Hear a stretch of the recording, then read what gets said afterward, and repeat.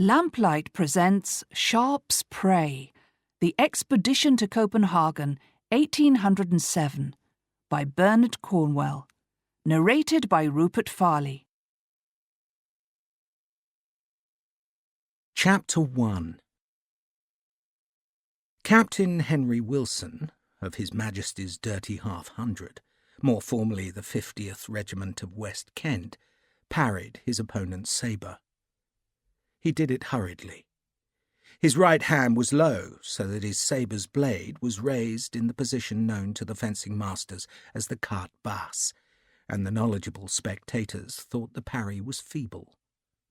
A surprised murmur sounded, for Wilson was good, very good. He had been attacking, but it was apparent he had been slow to see his taller opponent's counter, and now he was in disorganized retreat. The taller man pressed, swatting the carte basse aside and lunging so that Wilson skittered backwards, his slippers squeaking with a staccato judder on the wooden floor, which was liberally scattered with French chalk. The very sound of the slippers on the chalk wood denoted panic. The sabres clashed harshly again.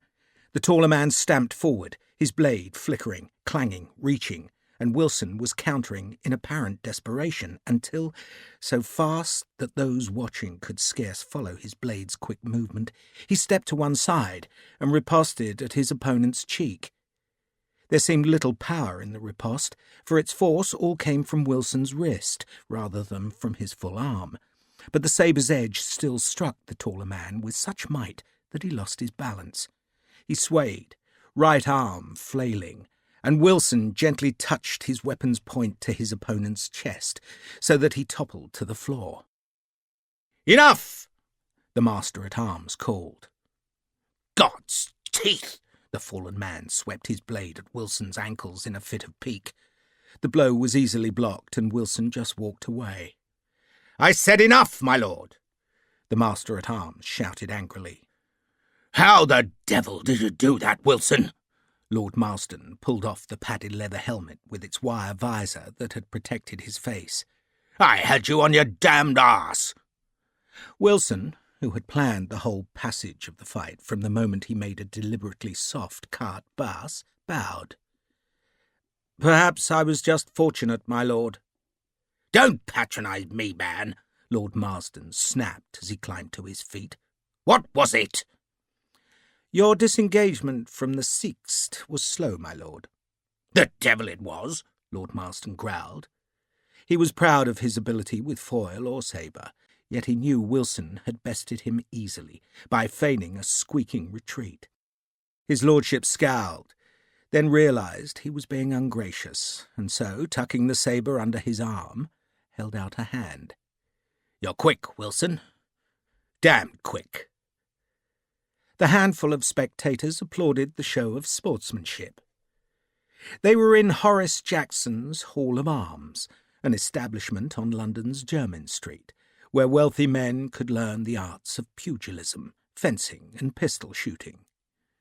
The hall was a high bare room, lined with racks of swords and sabres, smelling of tobacco and liniment, and decorated with prints of prize fighters, mastiffs, and racehorses.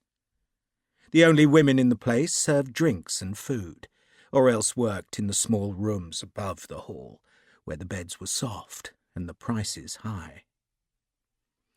Wilson pulled off his helmet and ran a hand through his long, fair hair.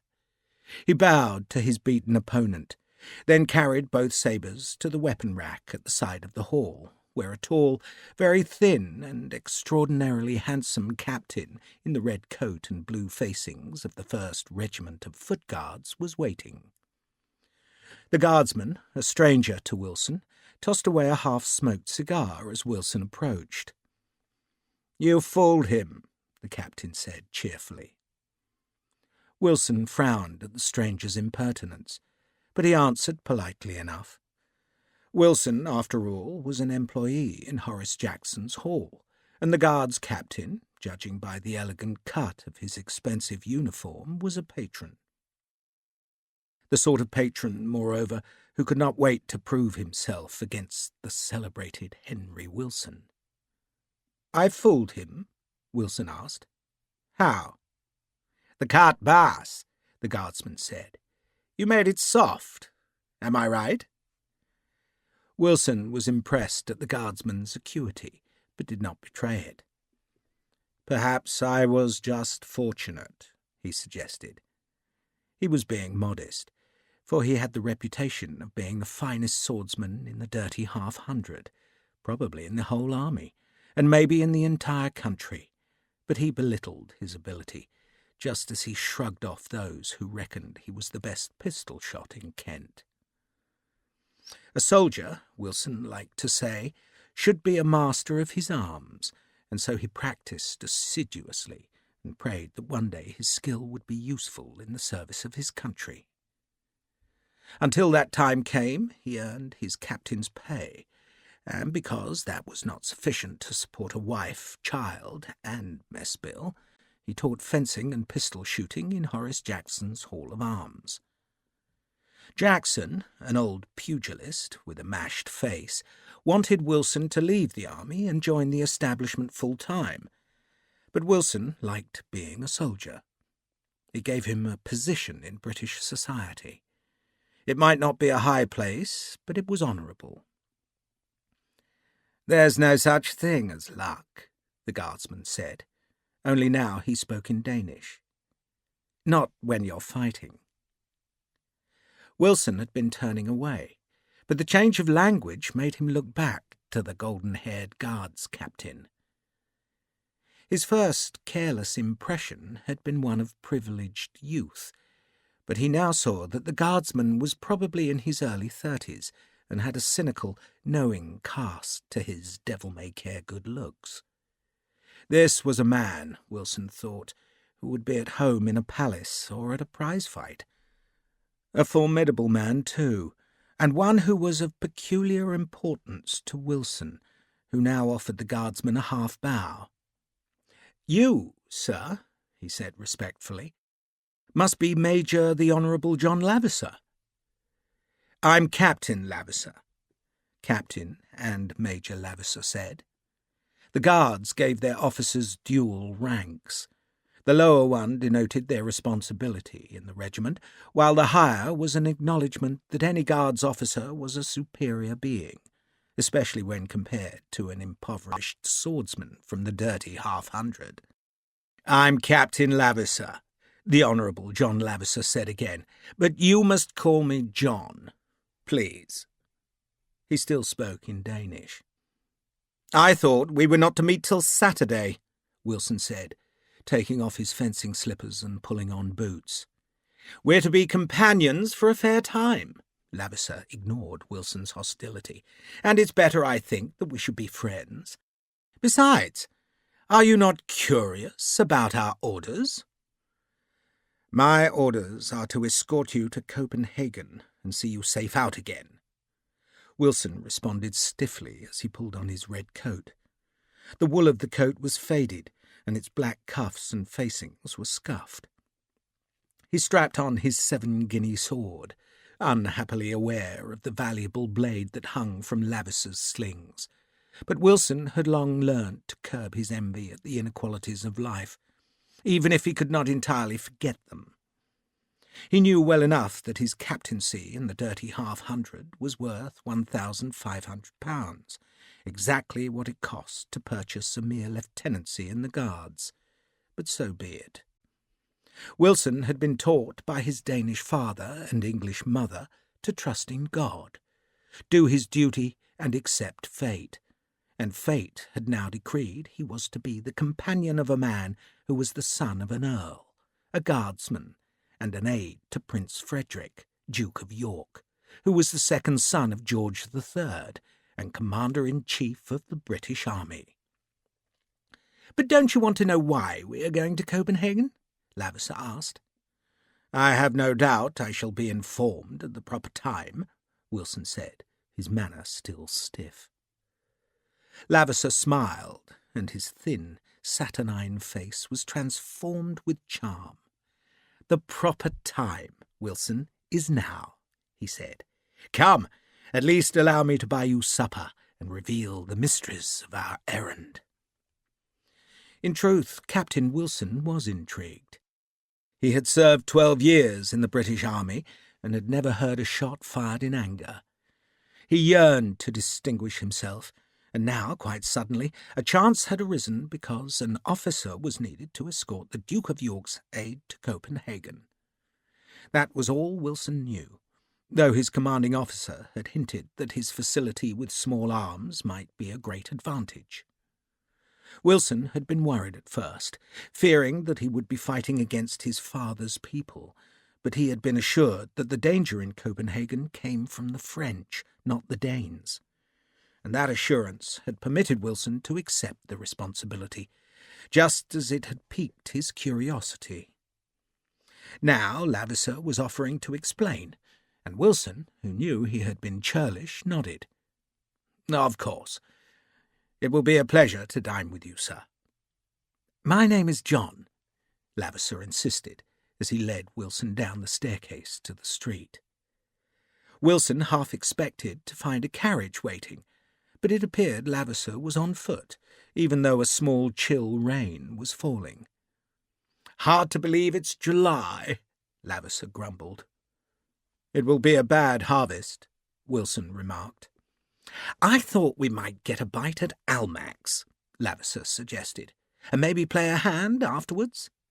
"I never wager," Wilson answered, and even if he did, he could never have afforded the high stakes at Almack's. "How very wise you are," Lavesser said. They were both speaking English again. "And I thought it might please you if we had a word with Hansen before supper." "Hansen?" "The first secretary at the Danish embassy," Lavesser explained. He gave his companion an earnest look. "I want to be quite certain that our activities are not prejudicial to Denmark. Hansen's a decent man, and I've always found his advice very sound." Wilson shared the desire to avoid upsetting Denmark, and so he rather liked the idea of talking to someone from the embassy, but his innate caution came to the fore. "Are we supposed to be revealing our purposes to the Danish government?" "Of course we're not, and of course we shan't." Lavesser stopped and unleashed his dazzling smile on Wilson. "Sir David told me you expressed scruples about visiting Denmark. Is that right? Believe me, my dear Wilson, I feel the same. My mother's family live there, and I will do nothing that places them in jeopardy." He paused. Then his voice became, if anything, even more earnest. "If you and I cannot bring Denmark and Britain into a closer friendship, my dear Wilson, then we have no business going there. None. I merely seek general reassurances from Hansen. I want news of the political situation in Denmark. I want to know what pressures the French are applying. The French are the irritants, but aren't they always? And of course Hansen will want to know the purpose of our visit, but we shall merely say we are visiting families. What could be more innocent?" Lavesser smiled, walked on, and Wilson, reassured, followed the tall guardsman across the street. A crossing sweeper, a skinny boy with a running sore on his forehead, sprinted to brush a horse dropping out of Lavesser's path. The guardsman spun a careless sixpence towards the lad, then led Wilson down an alleyway. "Would it offend you if we visited Hansen by his servants' entrance?" Lavesser asked. "Only with the Baltic so tremulous, you can be sure that the damned frogs will be watching his front door." "The French? In London?" "They have agents everywhere," Lavesser said, "even London, but not, I think, in this alley." The alley was noisome and dark. It culminated in a gate that stood ajar and led into a bleak, narrow yard that was made even darker by the day's dense clouds and the surrounding walls. The yard's cobbles were half covered in rubbish that was being loaded onto a handcart by a tall, heavy-set man who seemed surprised to see two red-coated officers invade his grubby domain. He hastily stood aside, snatched off his ragged hat and tugged his forelock as the two officers stepped gingerly through the yard's filth. "Would you be averse to feminine company after supper?" Lavesser asked. I'm a married man, Captain, Wilson said severely. Do call me John, please. Wilson was made uncomfortable by the invitation to such familiarity. I'll not stay after supper, he said awkwardly, edging past the cart. Henry Wilson was one of the finest swordsmen in the British Army, and his skill with a pistol would have been the envy of any duellist, but he had no defence against the attack which erupted as soon as he had passed the rubbish cart. The tall man kicked Wilson in the back of one knee, and as the officer fell, his assailant stabbed upwards with a knife that slid between Wilson's ribs. The blade sank to the hilt, and the man held it there, supporting Wilson, who was gasping suddenly as his right hand groped for the hilt of his cheap sword. He managed to take hold of the weapon, though feebly, but Captain Lavisser, who had turned when the tall man attacked, just smiled and knocked Wilson's hand aside. I don't think you need that, Harry, he said. You! Wilson tried to speak, but his lungs were filling with blood. He began to choke, and his eyes widened as he shook his head. I do apologise, my dear Wilson, Lavisser said, but I'm afraid your presence in Copenhagen would be a most dreadful embarrassment. The guard's officer stepped hurriedly back as the big man, who had been supporting Wilson's weight with his knife, jerked the blade free. Wilson slumped, and his attacker dropped beside him and slashed the knife across his throat. Wilson began to make choking noises as he jerked spasmodically on the cobbles. Well done, Lavisser said warmly. Easy work, the big man grunted. He stood, wiping the blade on his dirty coat. He was very tall, very broad in the chest, and had the scarred knuckles of a pugilist. His face was pitted with pox scars. His nose had been broken and ill-set at least once, and his eyes were like stones. Everything about him declared that he was from as low a gutter as could bear life, and just to look at him was to be glad that the gallows stood tall outside Newgate Prison. He's still alive, Lavisser frowned at Wilson. Not for long, he ain't, the big man said, then stamped hard on Wilson's chest. Not now, he ain't. You are an example to us all, Barker, Lavisser said, then stepped close to the lifeless Wilson. He was a very dull man, probably a Lutheran. You'll take his cash? Make it look like a robbery? Barker had already begun cutting the dead man's pockets open. You think they'll find another bugger to go with us? He asked. They seem tediously intent on giving me company, Lavisser said airily. But time is short now, very short, and I doubt they'll find anyone. But if they do, Barker, then you must deal with the new man just as you dealt with this one. Lavisser seemed fascinated by the dead Wilson, for he could not take his eyes from him. You are a great comfort to me, Barker, and you will like it in Denmark. I will, sir. They are a very trusting people, Lavisser said, still unable to take his gaze from Wilson's body. We shall be as ravening wolves among the woolliest of bar lambs. He finally managed to look away from the corpse, raised a languid hand, and edged past the handcart. He made bleating noises as he went down the alley. The rain fell harder. It was the end of July, 1807, yet it felt more like March.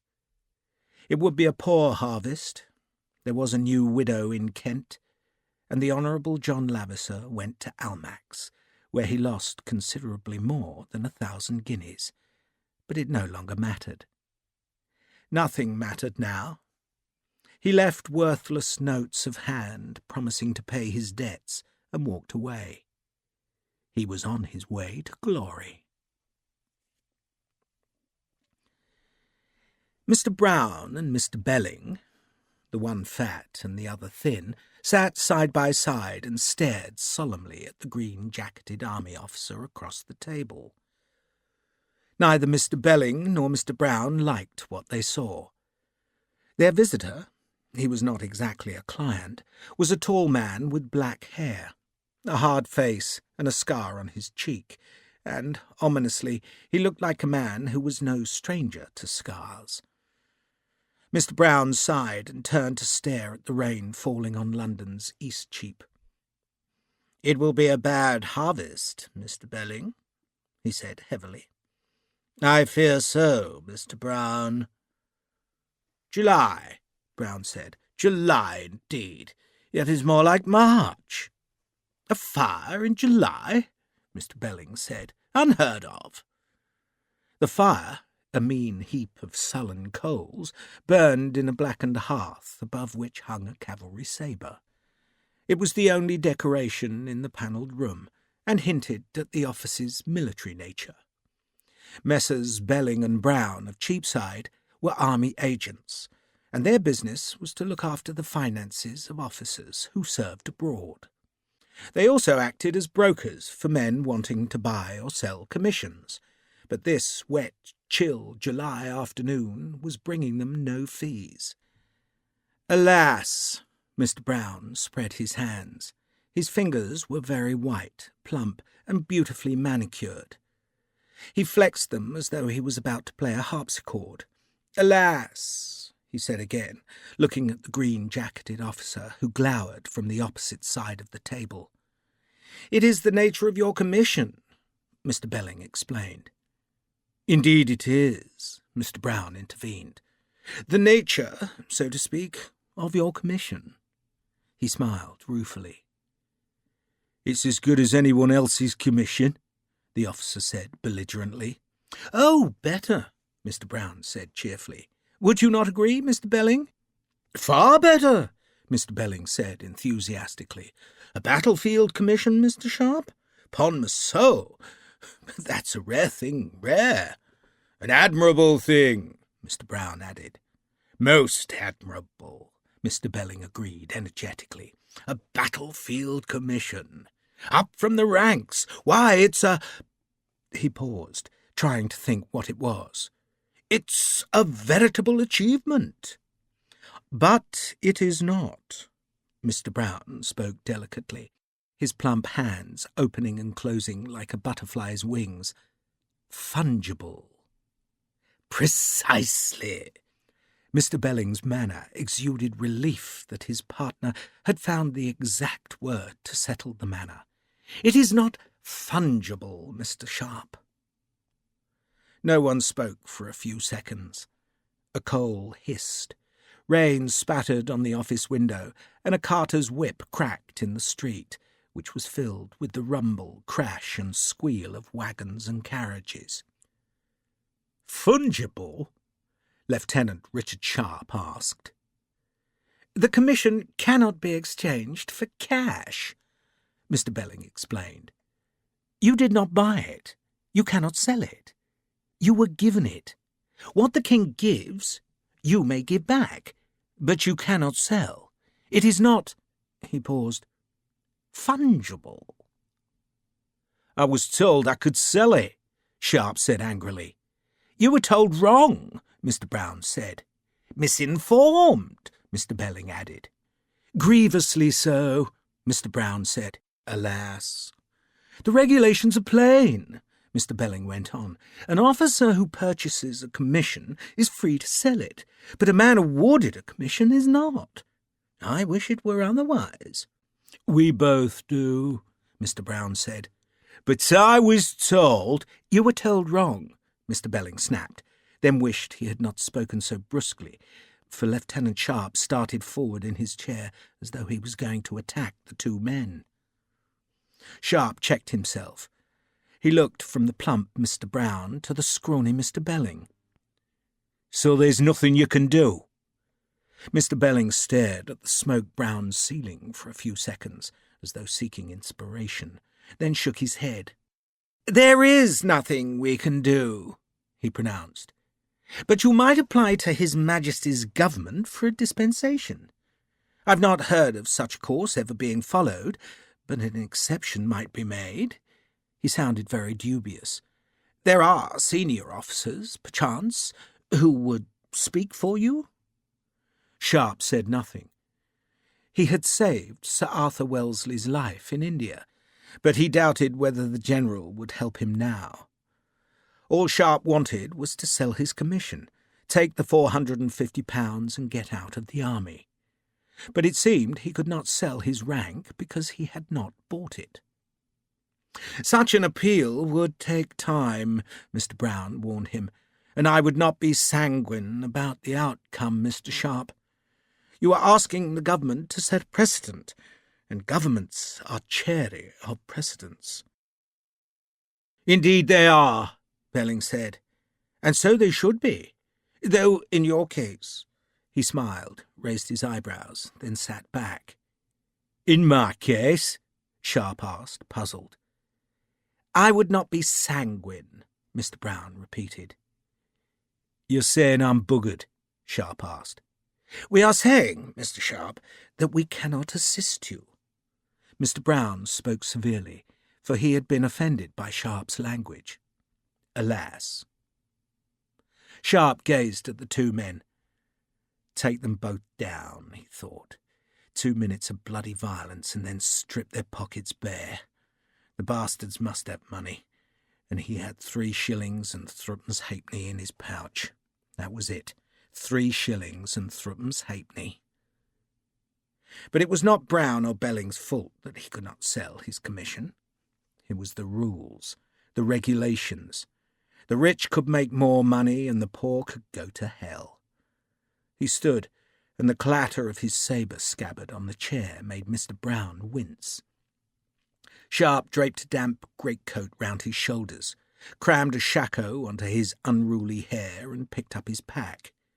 "Good day," he said curtly, then ducked out of the door, letting in a gust of unseasonably cold air and rain. Mr. Belling let out a great sigh of relief. "You know who that was, Mr. Brown?" "He announced himself as Lieutenant Sharpe of the 95th Rifles," Mr. Brown said, "and I have no reason to doubt him, do I? The very same officer, Mr. Brown, who lived, or should I say cohabited, with the Lady Grace Hale." Mr. Brown's eyes widened. "No, I thought she took up with an ensign." Mr. Belling sighed. "In the Rifles, Mr. Brown, there are no ensigns. He is a second lieutenant, lowest of the low." Mr. Brown stared at the closed door. "'Pon my soul," he said softly. "'Pon my soul." Here was something to tell Amelia when he got home. A scandal in the office. It had been whispered throughout London how the Lady Grace Hale, widow to a prominent man, had moved into a house with a common soldier. True, the common soldier was an officer, but not a proper officer, not a man who had purchased his commission, but rather a sergeant who had earned a battlefield promotion, which was, in its way, entirely admirable, but even so. Lady Grace Hale, daughter of the Earl of Selby, living with a common soldier. And not just living with him, but having his baby, or so the gossip said. The Hale family claimed the dead husband had been the child's father, and the date of the baby's birth was conveniently within 9 months of Lord William's death, but few believed it.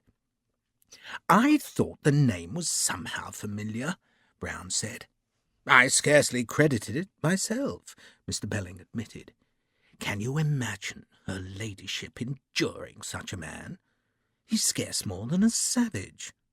Did you note the scar on his face? And when did he last shave?" Belling shuddered. "I fear he is not long for the army, Mr. Brown. A curtailed career, would you not say?" "Truncated, Mr. Belling. Penniless, no doubt?" "No doubt," Brown said. "And he carried his own pack and greatcoat. An officer doesn't carry a pack. Never seen such a thing in all my years. And he was reeking of gin." "He was? Reeking?" Brown said. "Well, I never. So that's the fellow, is it? What was the Lady Grace thinking of? She must have been quite mad." He jumped, startled because the door had been suddenly thrown open.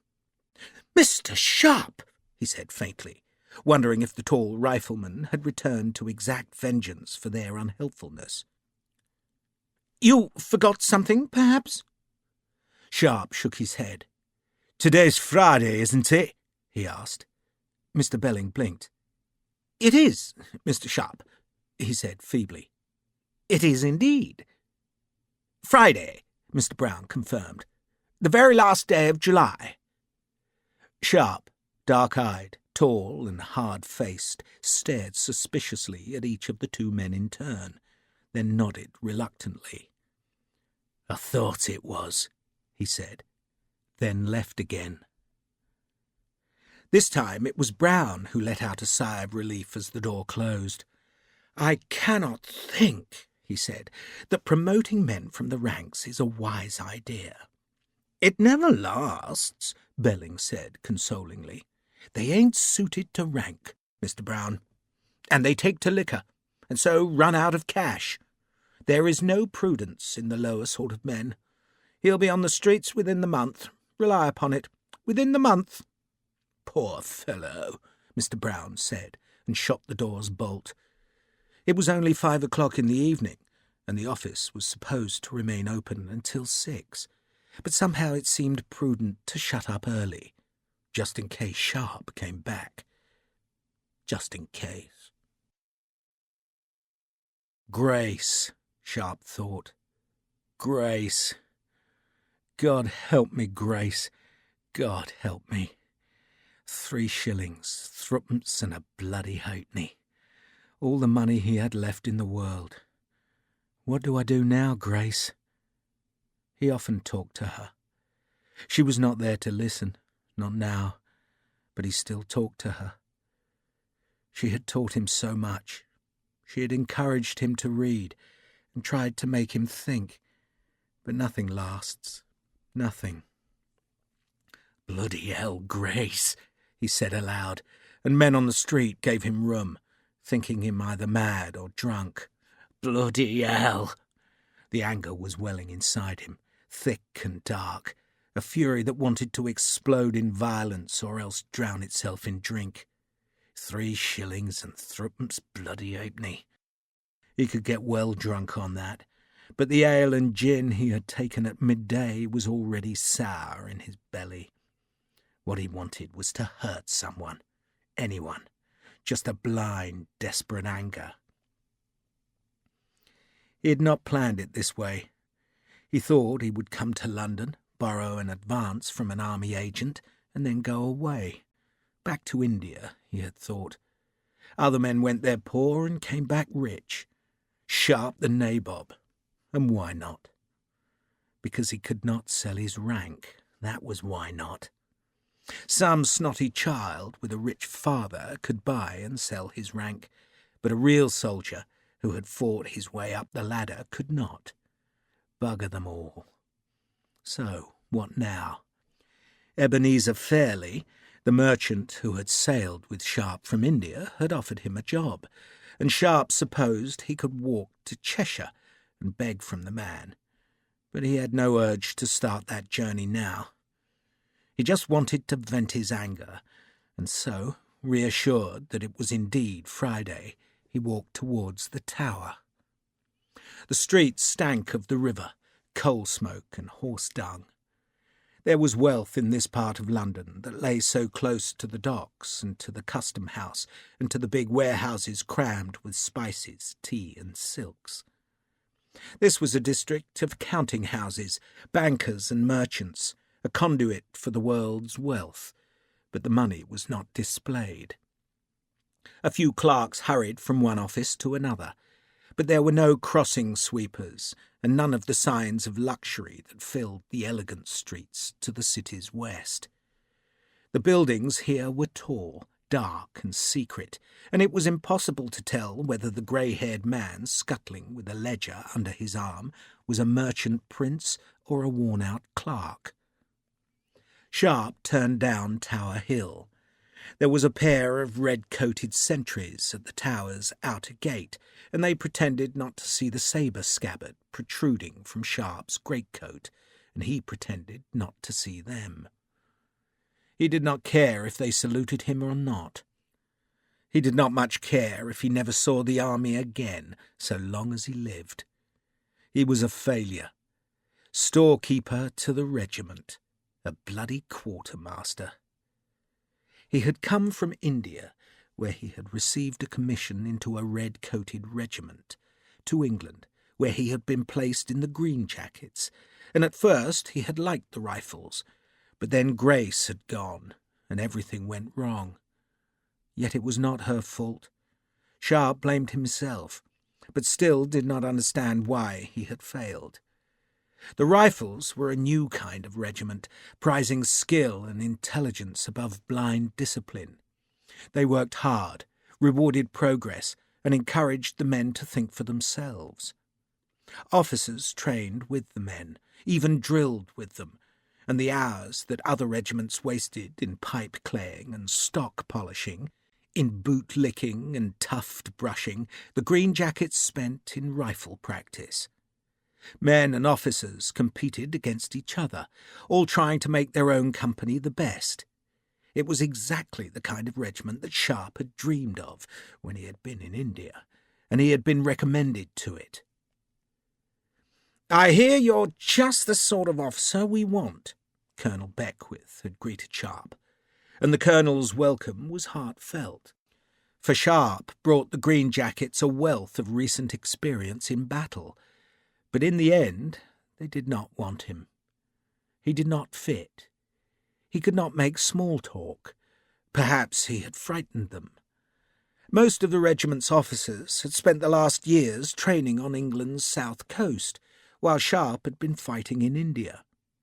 He had become bored with the training, and after Grace he had become bitter, so that the colonel had taken him away from No. 3 Company and put him in charge of the stores, which was where most officers up from the ranks were placed in the hide-bound, red-coated regiments, but the Rifles were supposed to be different. Now the regiment had marched away, going to fight somewhere abroad, but Sharpe, the morose quartermaster, had been left behind. "It'll be a chance," Colonel Beckwith told Sharpe, "to clean out the hutments. Give them a damn good scouring, eh? Have everything ready for our return." "Yes, sir," Sharpe had said, and thought Beckwith could go to hell. Sharpe was a soldier, not a damn barracks cleaner, but he had hidden his anger as he watched the regiment march north. No one knew where it was going. Some said Spain, others said they were going to Stralsund, which was a British garrison on the Baltic, though why the British held a garrison on the southern coast of the Baltic no one could explain, and a few claimed the regiment was going to Holland. No one actually knew, but they all expected to fight, and they marched in fine spirits. They were the Green Jackets, a new regiment for a new century, but with no place for Richard Sharpe. So Sharpe had decided to run. Damn Beckwith, damn the Green Jackets, damn the army, and damn everything. He had reckoned he would sell his commission, take the money and find a new life. Except he could not sell because of the bloody regulations. God damn it. Grace, he thought. What do I do? Only he knew what he was going to do.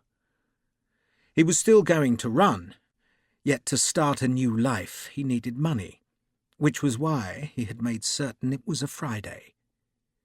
Now he edged down the greasy stairs at the foot of Tower Hill and nodded to a waterman.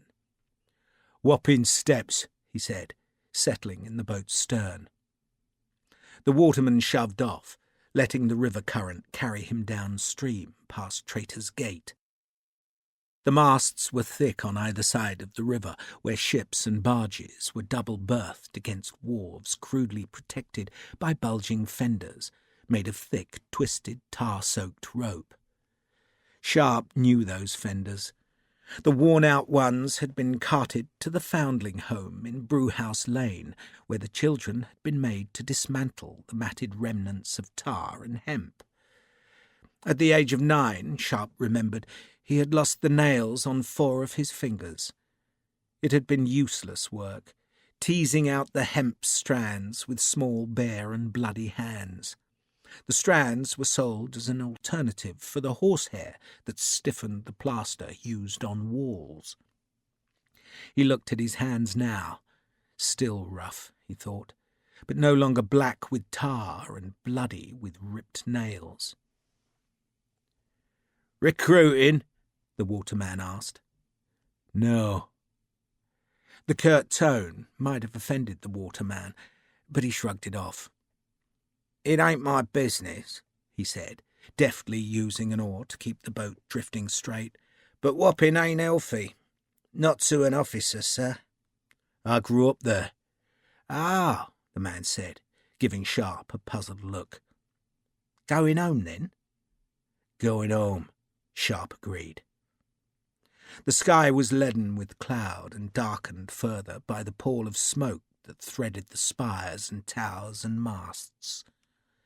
A black sky over a black city, broken only by a jagged streak of pink in the west.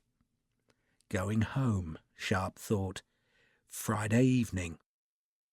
The small rain pitted the river.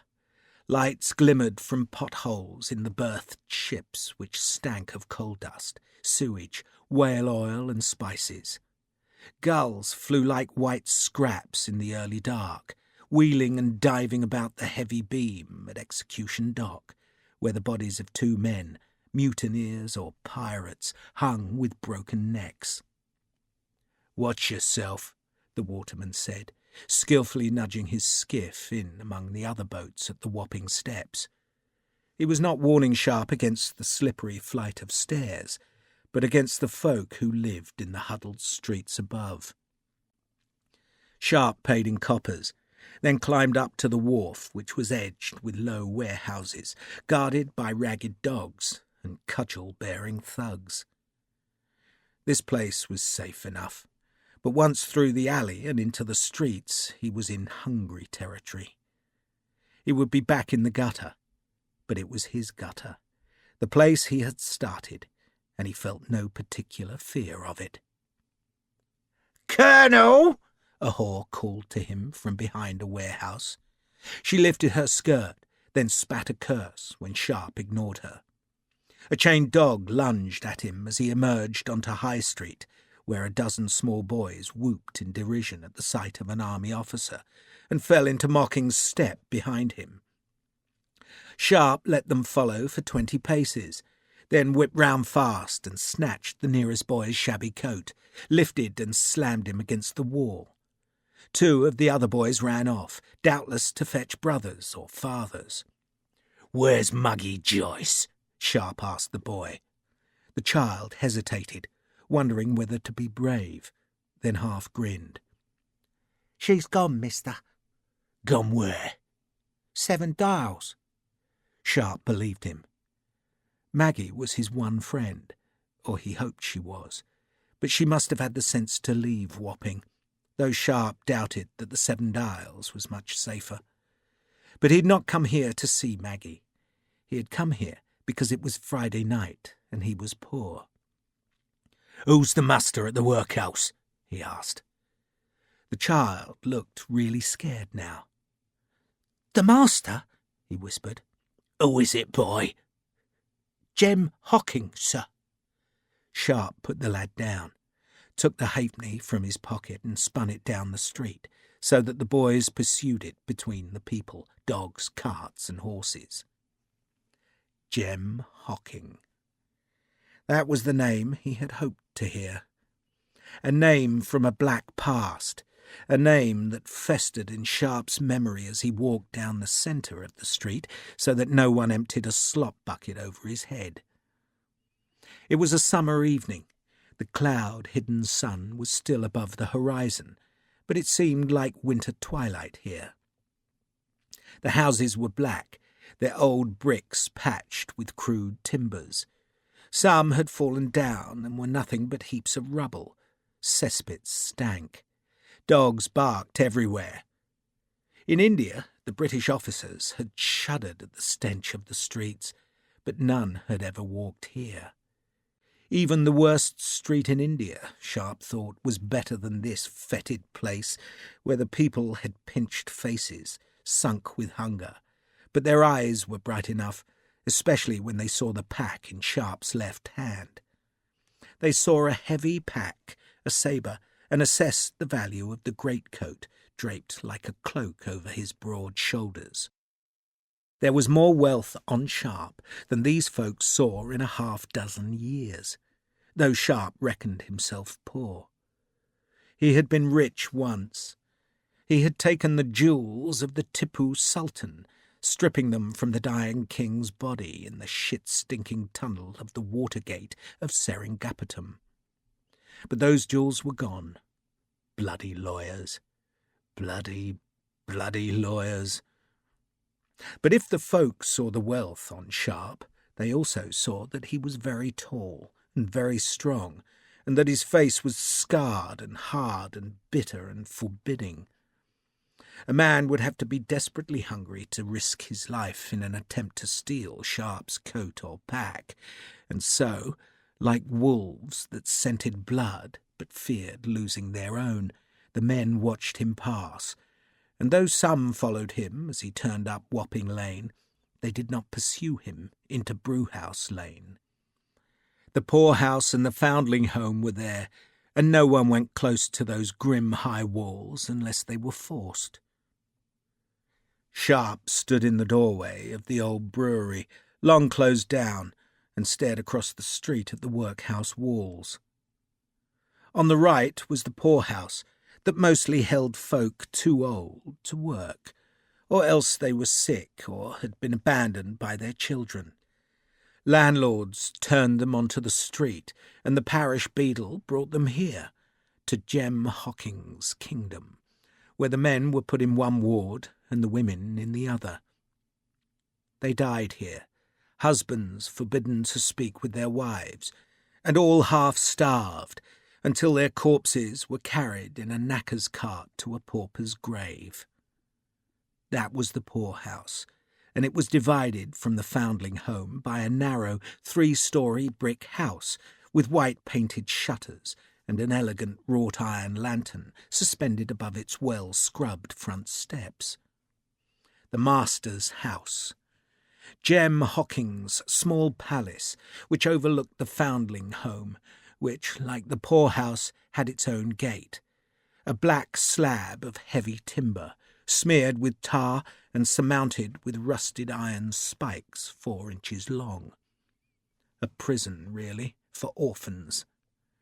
The magistrates sent pregnant girls here, girls too poor to have a home, or too sick to sell their swollen bodies on the streets.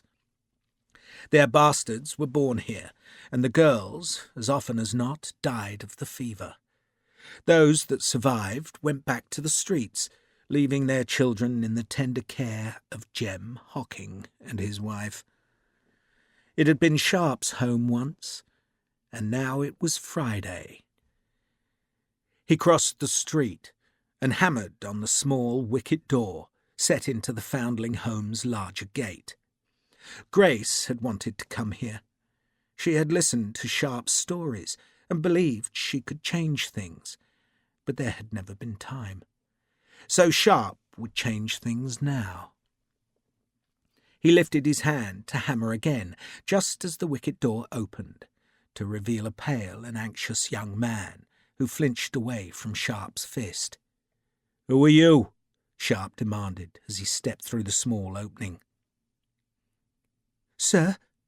The young man had been expecting to ask that same question. "Who are you?" Sharpe asked. "Come on, man, don't bloody dither. And where's the master?"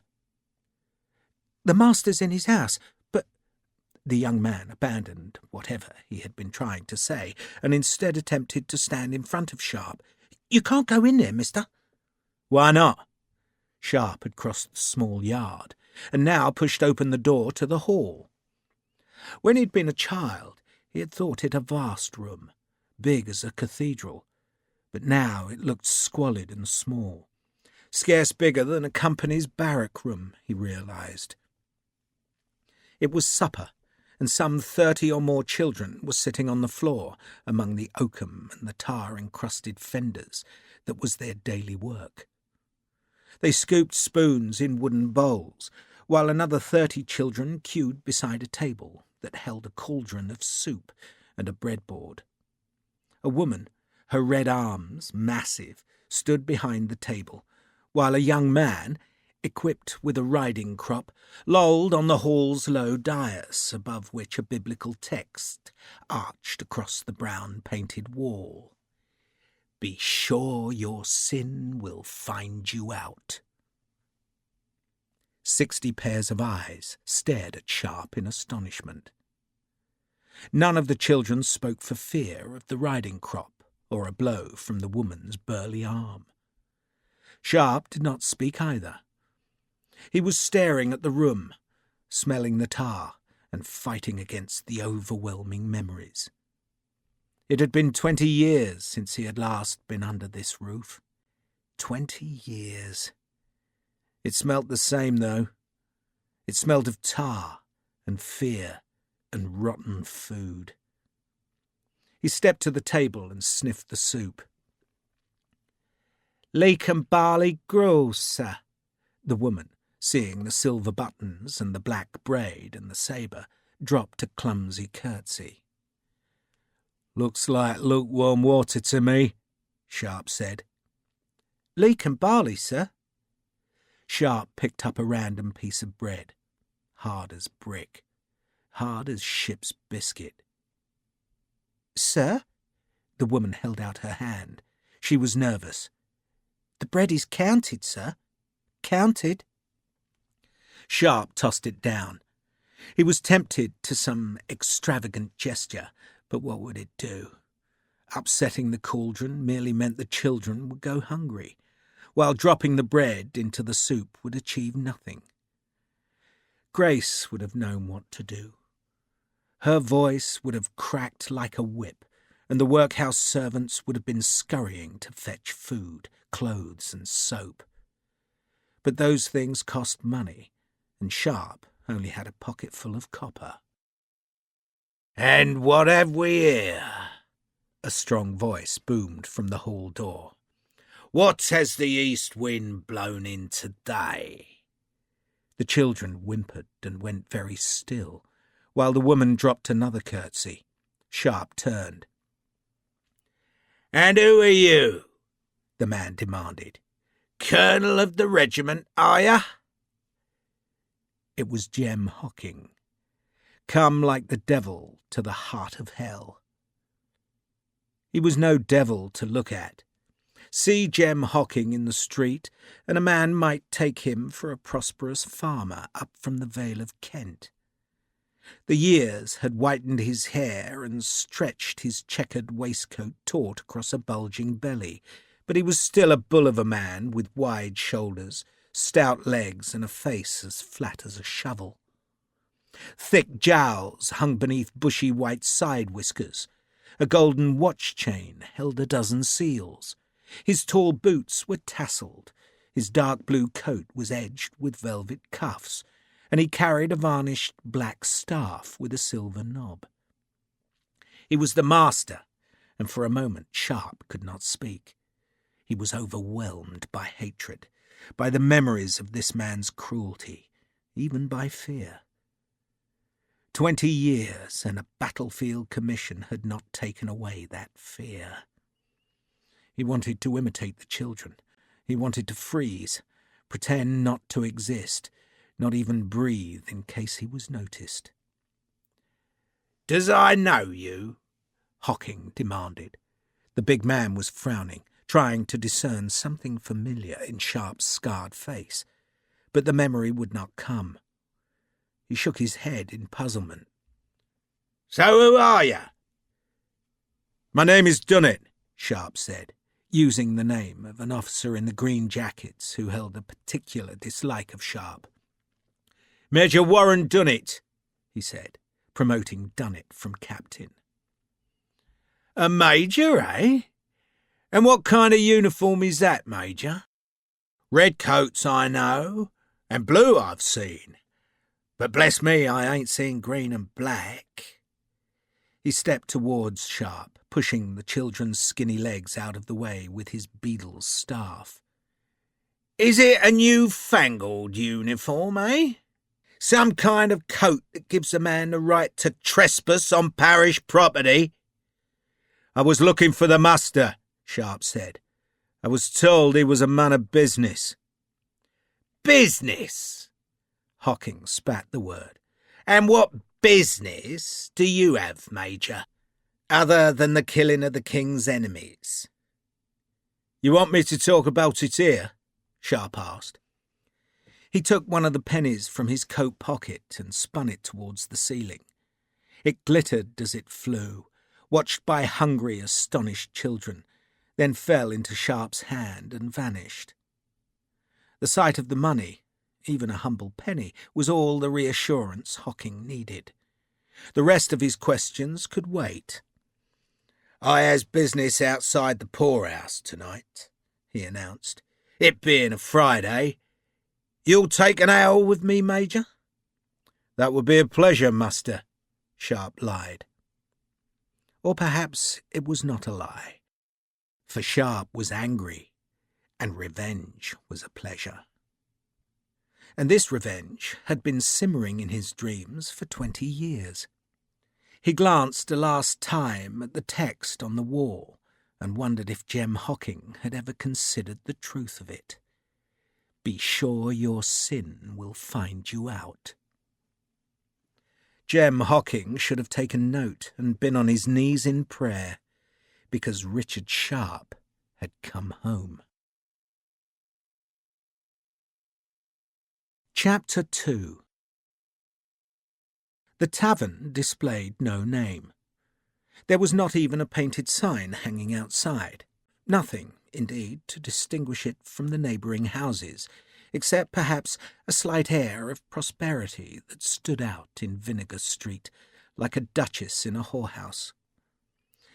Some folk called it Malone's Tavern, because Beaky Malone had owned and run it, though Beaky had to be dead by now, and others called it the Vinegar Ale House, because it was in Vinegar Street, while some knew the house simply as the Master's, because Jem Hocking did so much of his business in its tap-room. I have interests, Jem Hocking said grandly, beyond those of the mere parish. I am a man of parts, Major. Meaning, Sharpe thought, that Hocking persecuted more than the workhouse inmates. He had become rich over the years, rich enough to own scores of houses in Wapping, and Friday night was when the tenants brought him the rent. Pennies only, but pennies added up, and Hocking received them in the tap-room, where they vanished into a leather bag, while a cowed, white-haired clerk made notes in a ledger. 2 young men, both tall, strongly built and armed with cudgels, were the tap-room's only other customers, and they watched every transaction. My mastiffs, Hocking had explained the 2 young men. A man of responsibility needs protection, Sharpe had said, using 2 of his 3 shillings to buy a flagon of ale. The girl brought 4 tankards. The clerk, it seemed, was not to be treated to Major Dunnet's largesse. Only Sharpe, Hocking, and the 2 mastiffs were to drink. It takes a man of authority to recognise responsibility, Hocking said, then buried his face in the tankard for a few seconds. What you are seeing, Major, is private business. He watched a thin woman offer some coppers to the clerk. But in my parish duties, Hocking went on, watching the clerk count the coins, I have responsibility for the disbursement of public funds and for the care of immortal souls. I take neither duty lightly, Major. The public funds were 4pence 3 farthing a day for each pauper, out of which Jem Hocking managed to purloin 2pence, while the rest was grudgingly spent on stale bread, onions, barley and oatmeal. The care of souls yielded no profit, but did not require any outlay either. You have overseers? Sharpe asked, pouring himself and Hocking more ale. "I have a board of visitors," Hocking agreed. He watched the ale being poured. "The law says we must. So we do." "So where is the responsibility?" Sharpe asked. "With you or the board?" He saw the question had offended Hocking. "I assume it is you, master, but I have to be sure." "With me," Hocking said grandly. "With me, Major. The board is appointed by the parish, and the parish, Major, is infested with bleeding orphans. And not just our own. Some even get stranded here by the ships.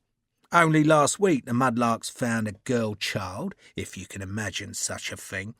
He shook his head and dipped his nose into the ale's froth, while Sharpe imagined the mudlarks, men and women who combed the Thames foreshore at low tide in search of scraps fallen overboard, bringing a child to Brewhouse Lane.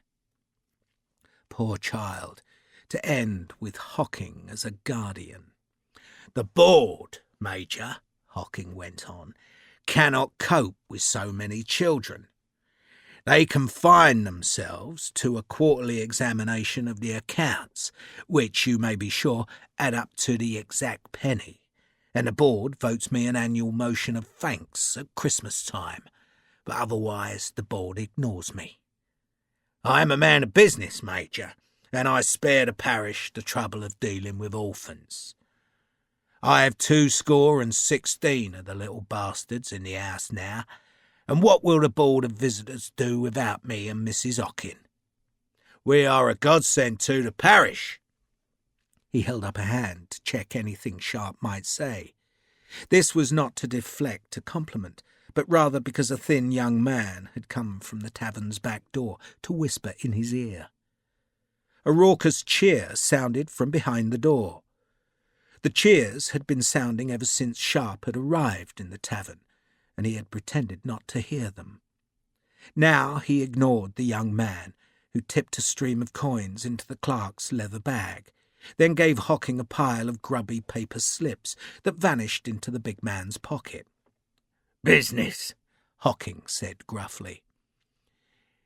"In Lewis," Sharpe said, "the parish offers £3 to anyone who will take an orphan out of the workhouse." "If I had such cash, Major, I could strip Brewhouse Lane of the little bastards in 5 minutes," Hocking chuckled. "For £1 apiece. £1! But we ain't a rich parish. We ain't Lewis. We ain't got the funds to palm the little bastards off onto others. No, we relies on others paying us." He sank half the ale, then gave Sharpe a suspicious look. "So what does you want, Major?" "Drummer boys," Sharpe said. The 95th did not employ drummer boys, but he doubted Jem Hocking understood that. "Drummer boys," Hocking said. "I've got lads that could beat a drum. They ain't much good for anything, but they can beat a drum. But why come to me for them, Major? Why not go to Lewis? Why not get £3 with every lad?" "Because the Lewis Board of Visitors won't let the boys go to be soldiers." "They won't?" Hocking could not hide his astonishment. "There are women on the board," Sharpe said. "Ah, women," Hocking exclaimed. He shook his head in exasperation and despair. "There'll be the end of common sense, women will. There are none on our board, I warrant you that. Women." "And the Canterbury board insists the boys go before a magistrate," Sharpe said. "Canterbury?" Hocking was confused. "We have a 2nd battalion at Canterbury," Sharpe explained, "and we could get the boys from there, only the magistrates interfere." Hocking was still confused. "Why wouldn't the bloody magistrates want the boys to be soldiers?" "The boys die," Sharpe said. "They die like bloody flies. You have to understand, Mr. Hocking, that the rifles are the troops nearest the enemy. Under their noses we are, And the boys have to serve as cartridge carriers when they ain't drumming. Back and forth they are, and somehow they seem to be targets. Bang, bang. Always killing boys we are. Mind you, if they live, it's a fine life. They can become chosen men. A rare opportunity, Hawkins said, believing every word of Sharpe's nonsense. And I can assure you, Major, there'll be no interference from boards or magistrates here. None. You can take my word for it. He poured himself more ale. So, what are we talking about here? Sharpe leaned back, pretending to think. 2 battalions, he suggested. 20 companies. Say we'll lose 4 boys a year to the enemy and another 6 die of fever or manage to grow up. 10 lads a year. They have to be 11 years old or near enough to pass. 10 boys a year?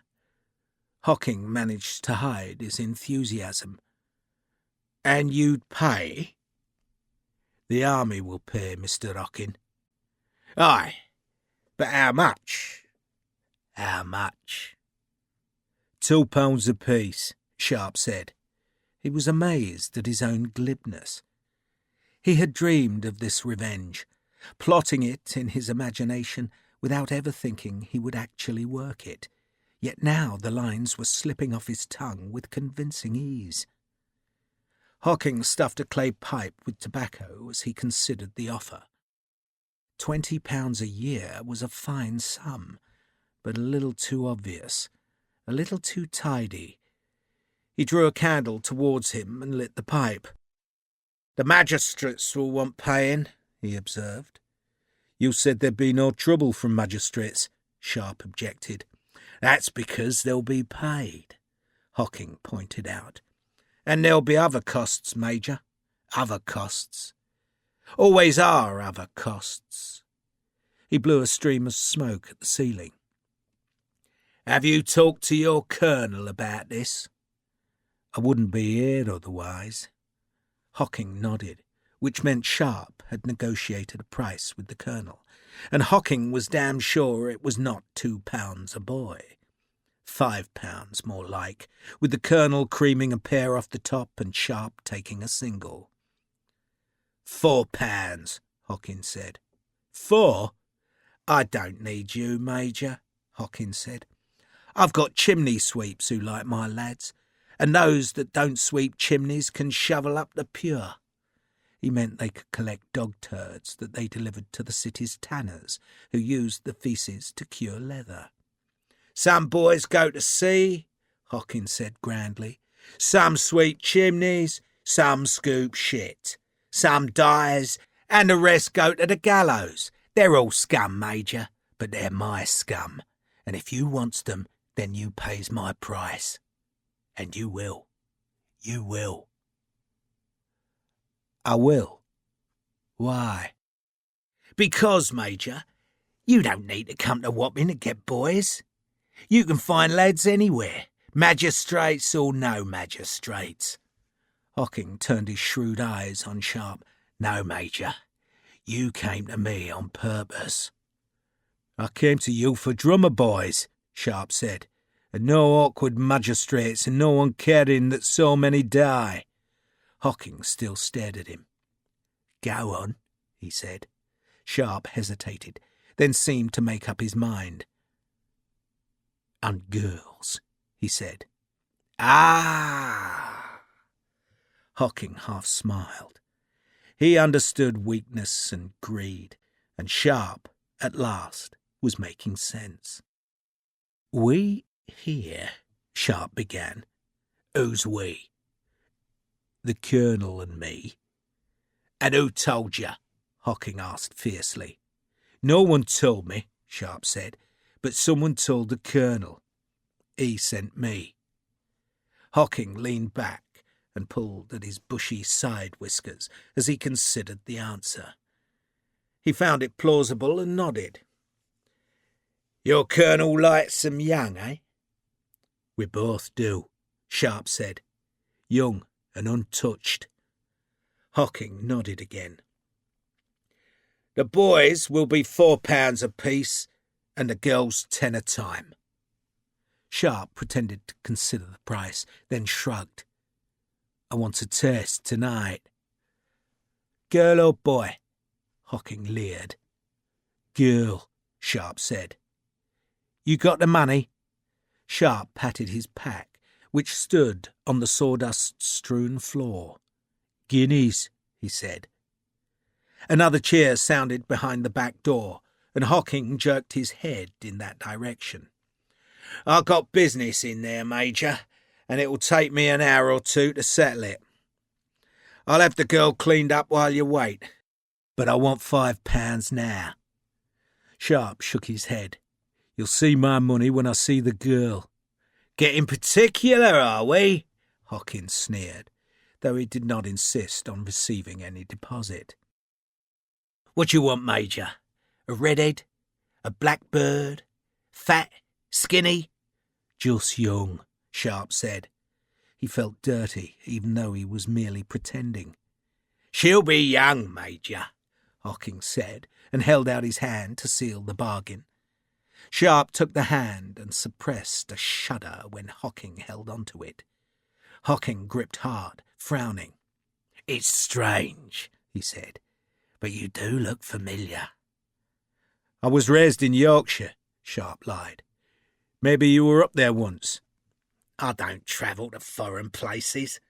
Hocking let go of Sharpe's hand and stood. Joe here will show you where to wait, but if I was you, Major, I'd watch the dogs for a while. This ends Disc 1. Sharpe's Prey. Disc 2.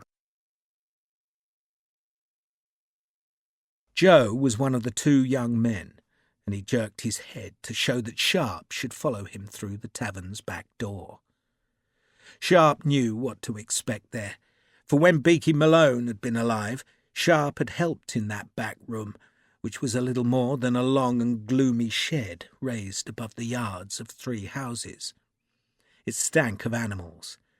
There were storerooms at either end of the shed, but most of the space had been converted into a makeshift arena of banked wooden benches that enclosed a pit 12 feet in diameter. The pit's floor was sand and was surrounded by a barrier of planks.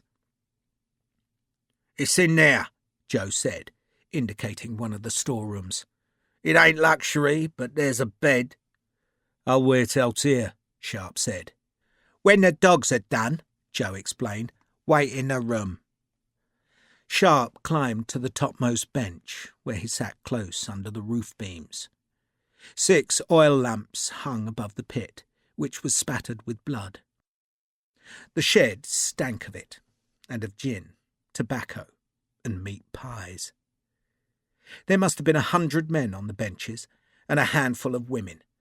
Some of the spectators watched Sharpe as he climbed the steps. He did not fit in here, and the silver buttons of his uniform coat made them nervous. All uniforms unsettled these folk, and spectators made room for him on the bench, just as a tall man with a hooked nose climbed over the plank barrier. The next bout, ladies and gentlemen, the man bellowed, is between Priscilla, a 2-year-old bitch, and Nobleman, a dog of 3 years. Priscilla is by way of being the property of Mr. Philip Machin. The name provoked a huge cheer. While Nobleman, the man went on when there was silence, was bred by Mr. Roger Collis. You may place your wagers, gentlemen and ladies, and I do bid you all good fortune. A boy climbed to Sharpe's bench, wanting to take his money, but Sharpe waved the lad away. Jem Hocking had appeared on the lower bench now, and the wagers were being carried to his clerk.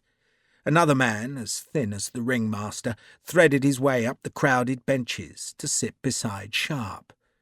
He looked about 30, had hooded eyes, long hair, and a flamboyant red handkerchief knotted about his skinny neck. He slid a knife from inside a boot and began cleaning his fingernails. "Lumpy wants to know who the hell you are, Colonel," he said. "Who's Lumpy?" Sharpe asked. "Him." The thin man nodded at the ringmaster. "Beaky's son." The man gave Sharpe a very suspicious look. "How would you know that, Colonel?" "Because he looks like Beaky," Sharpe said. "And you're done Pierce. Your mother lived in Shadwell, and she only had one leg, but that never stopped her whoring, did it?" The knife was suddenly just beneath Sharpe's ribs, its point pricking his skin. Sharpe turned and looked at Pierce. "You'd kill an old friend, Dan." Pierce stared at Sharpe. "You're not—" he began, then checked. The knife was still in Sharpe's side. "Nah," Pierce said, not trusting his suspicions. Sharpe grinned. "You and me, Dan. We used to run errands for Beaky." He turned and looked at the ring where the dog and the bitch were being paraded.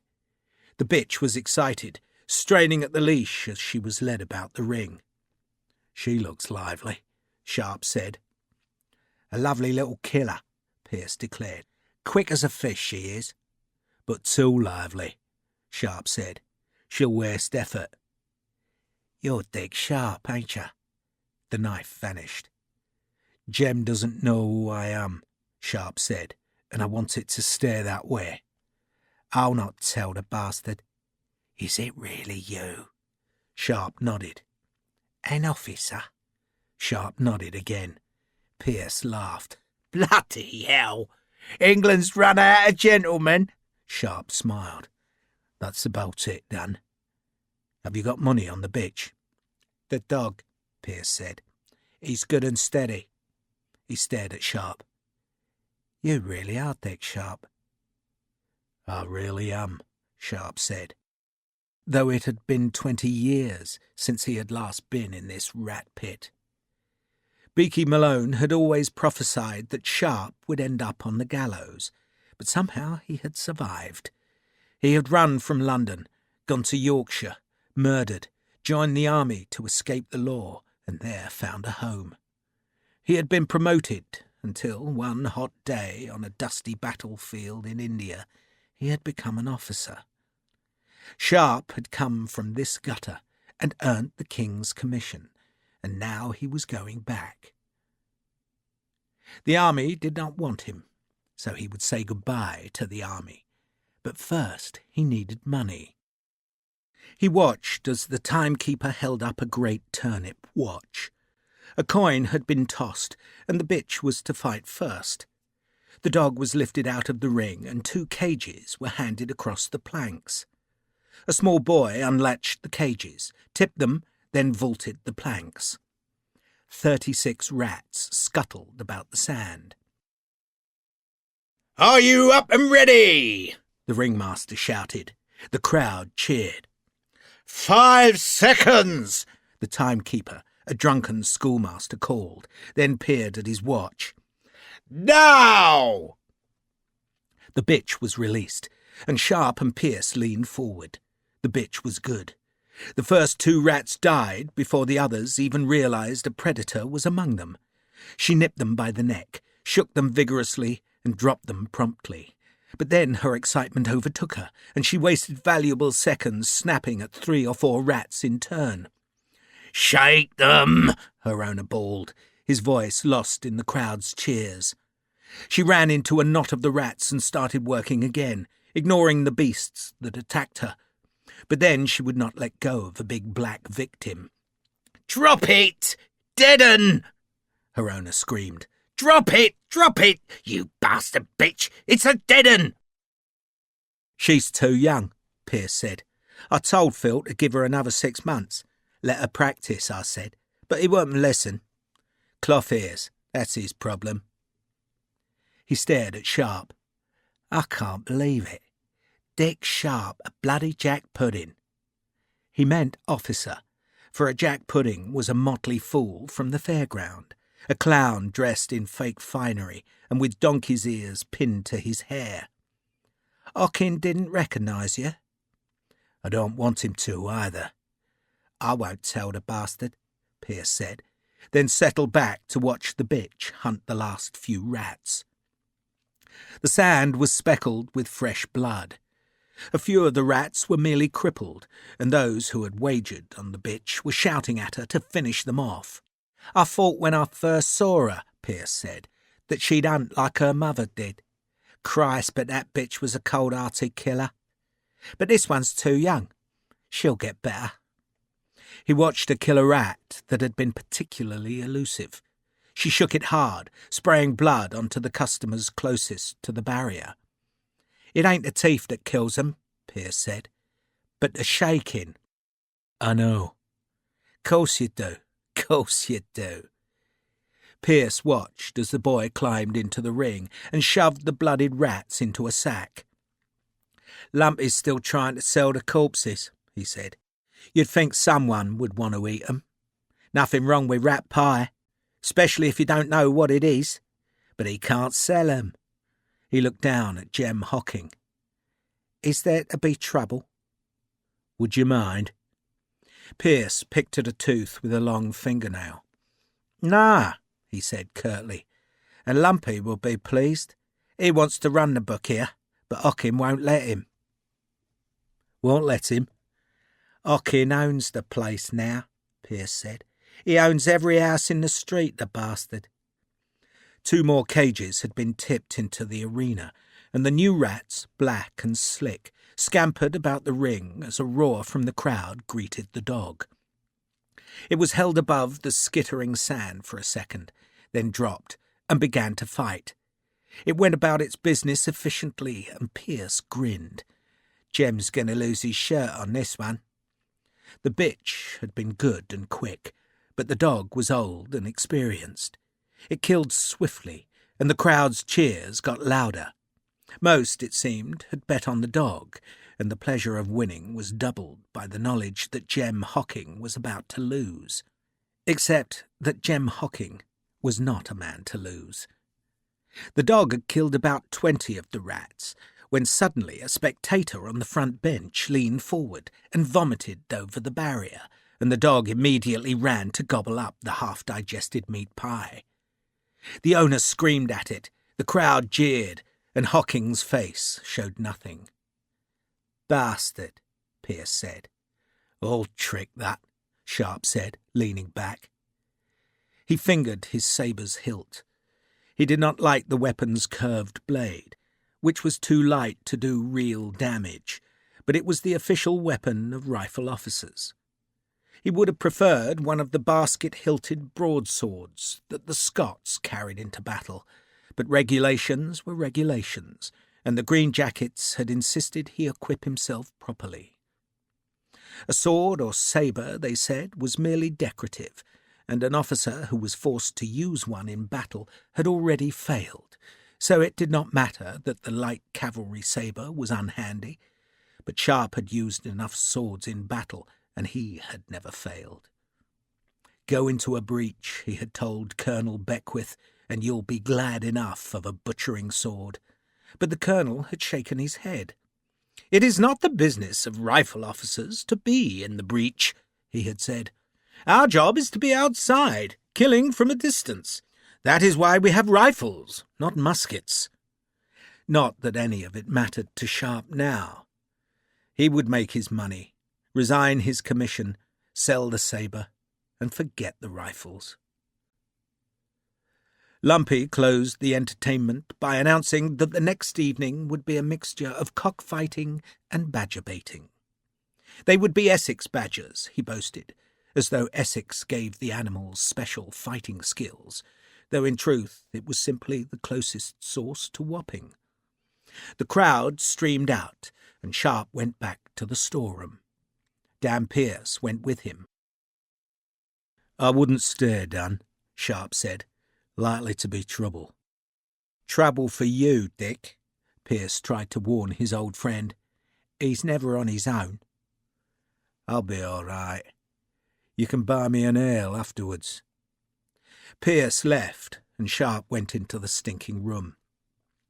The badgers were all in wire cages, stacked against one wall, while the rest of the room was occupied by a table, on which a dim oil lamp burnt, and by an incongruous bed that was plump with sheets, blankets and pillows. Lumpy's girls, the ones who sold gin and hot pies, used the room for their other business, but it would suit Sharpe perfectly. He put his pack and greatcoat on the table, then unsheathed the sabre, which he placed on the badger cages with the hilt towards him. The beasts, pungent and sullen, stirred behind their wire. He waited, listening to the sounds fading in the shed. A year ago he had been living in a house with 8 rooms that he and Grace had rented close to Shorncliffe. He had fitted in with the battalion well enough then, for Grace had charmed the other officers, but why should he have ever thought it could last? It had been like a dream, except Grace's brothers and their lawyers kept intruding on the dream, demanding she leave Sharpe, even offering her money if she did the decent thing, and other lawyers had tied up her dead husband's will in a tangle of words, delay and obfuscation. Get her out of your head, he told himself, but she would not leave, and when the footsteps sounded outside the storeroom, Sharpe's sight was blurred with tears. He brushed his eyes as the door opened. Jem Hocking came in with the girl, leaving the door ajar with the 2 young men just outside. The child was thin, frightened, red-haired and pale. She glanced at Sharpe, then began to cry silently. "This is Emily," Jem Hocking said, tugging the girl's hand. "The nice man wants to play games with you. Ain't that right, Major?" Sharpe nodded. The anger he was feeling was so huge that he did not trust himself to speak. "I don't want her hurt bad," Hocking said. He had a face the colour of beefsteak and a nose erupting with broken veins. "I want her back in one piece. Now, Major, the money?" He patted the satchel that was hanging from his shoulder. £10. "In the pack," Sharpe said, nodding at the table. "Just open the top flap." Hocking turned to the table, and Sharpe edged the door closed with his shoulder as he moved to Emily's side. He picked her up and placed her on the bed, then whipped the blanket up over her head. She cried aloud as she was smothered in woolen darkness, and Hocking turned as Sharpe pulled the sabre off the cage tops. Hocking opened his mouth, but the blade was already against his throat. "Not a word," Sharpe said. He shot the door bolt. "All your money, Jem. Put the satchel on the table and empty your pockets into it." Jem Hocking, despite the sabre at his throat, did not look alarmed. "You're mad," he said calmly. "Money, Jem, on the table." Jem Hocking shook his head in puzzlement. This was his kingdom, and it did not seem possible that anyone would dare challenge him. He took a deep breath, plainly intending to call for help, but the sabre's tip was suddenly hard in the flesh of his neck, drawing a trickle of blood. "On the table, Jem," Sharpe said, the softness of his voice belying the anger in his soul. Hocking still did not obey. He frowned instead. "Do I know you?" "No," Sharpe said. "You ain't getting a penny of mine, son," Hocking said. Sharpe twisted the blade. Hocking stepped back, but Sharpe kept the sabre in his neck. He had only broken Hocking's skin, nothing more, but he pushed a little harder and twisted again. "Money," he said, "on the table." "Daft as a pudding, boy," Hocking said. "You ain't going anywhere, not now. I got lads out there, and they'll cut you into tatters." "Money," Sharpe said, and reinforced the demand by whipping the sabre's tip twice across Hocking's face to leave long, thin cuts in his cheeks and nose. Hocking looked astonished. He touched a finger to his cheek and seemed not to believe the blood he saw. There was a knock on the door. "Mr. Hocking," a voice called. "We're just settling the money," Sharpe shouted. "Aren't we, Jem? On the table, or I'll bloody fillet you." "You ain't an officer, are you? You dress up, don't you? But you picked the wrong man this time, son." "I'm an officer," Sharpe said, and drew blood from Hocking's neck. "A real officer," he added. "Now, empty your pockets." Hocking dropped the satchel on the table, then thrust a hand into his greatcoat pocket. Sharpe waited to hear the chink of coins, but there was no such sound, and so, as Hocking brought his hand out of the pocket, Sharpe slashed down hard with the sabre. He slit the ball of Hocking's thumb, then slashed the blade again, and Hocking, who'd been drawing a small pistol from his coat pocket, let the weapon go to clutch at his wounded fingers. The pistol fell to the floor. "Empty your damned pockets," Sharpe said. Hocking hesitated, wondering whether to call for help, but there was an implacability about Sharpe that suggested he had best humour him. He flinched as he used his wounded right hand to pull coins from his pocket. The door rattled as someone tried the latch. "Wait!" Sharpe called. He saw gold coins among the silver and copper. "Keep going, Jem," he said. "You're a dead man," Hocking grumbled, but found more cash that he piled on the table. "That's all," he said.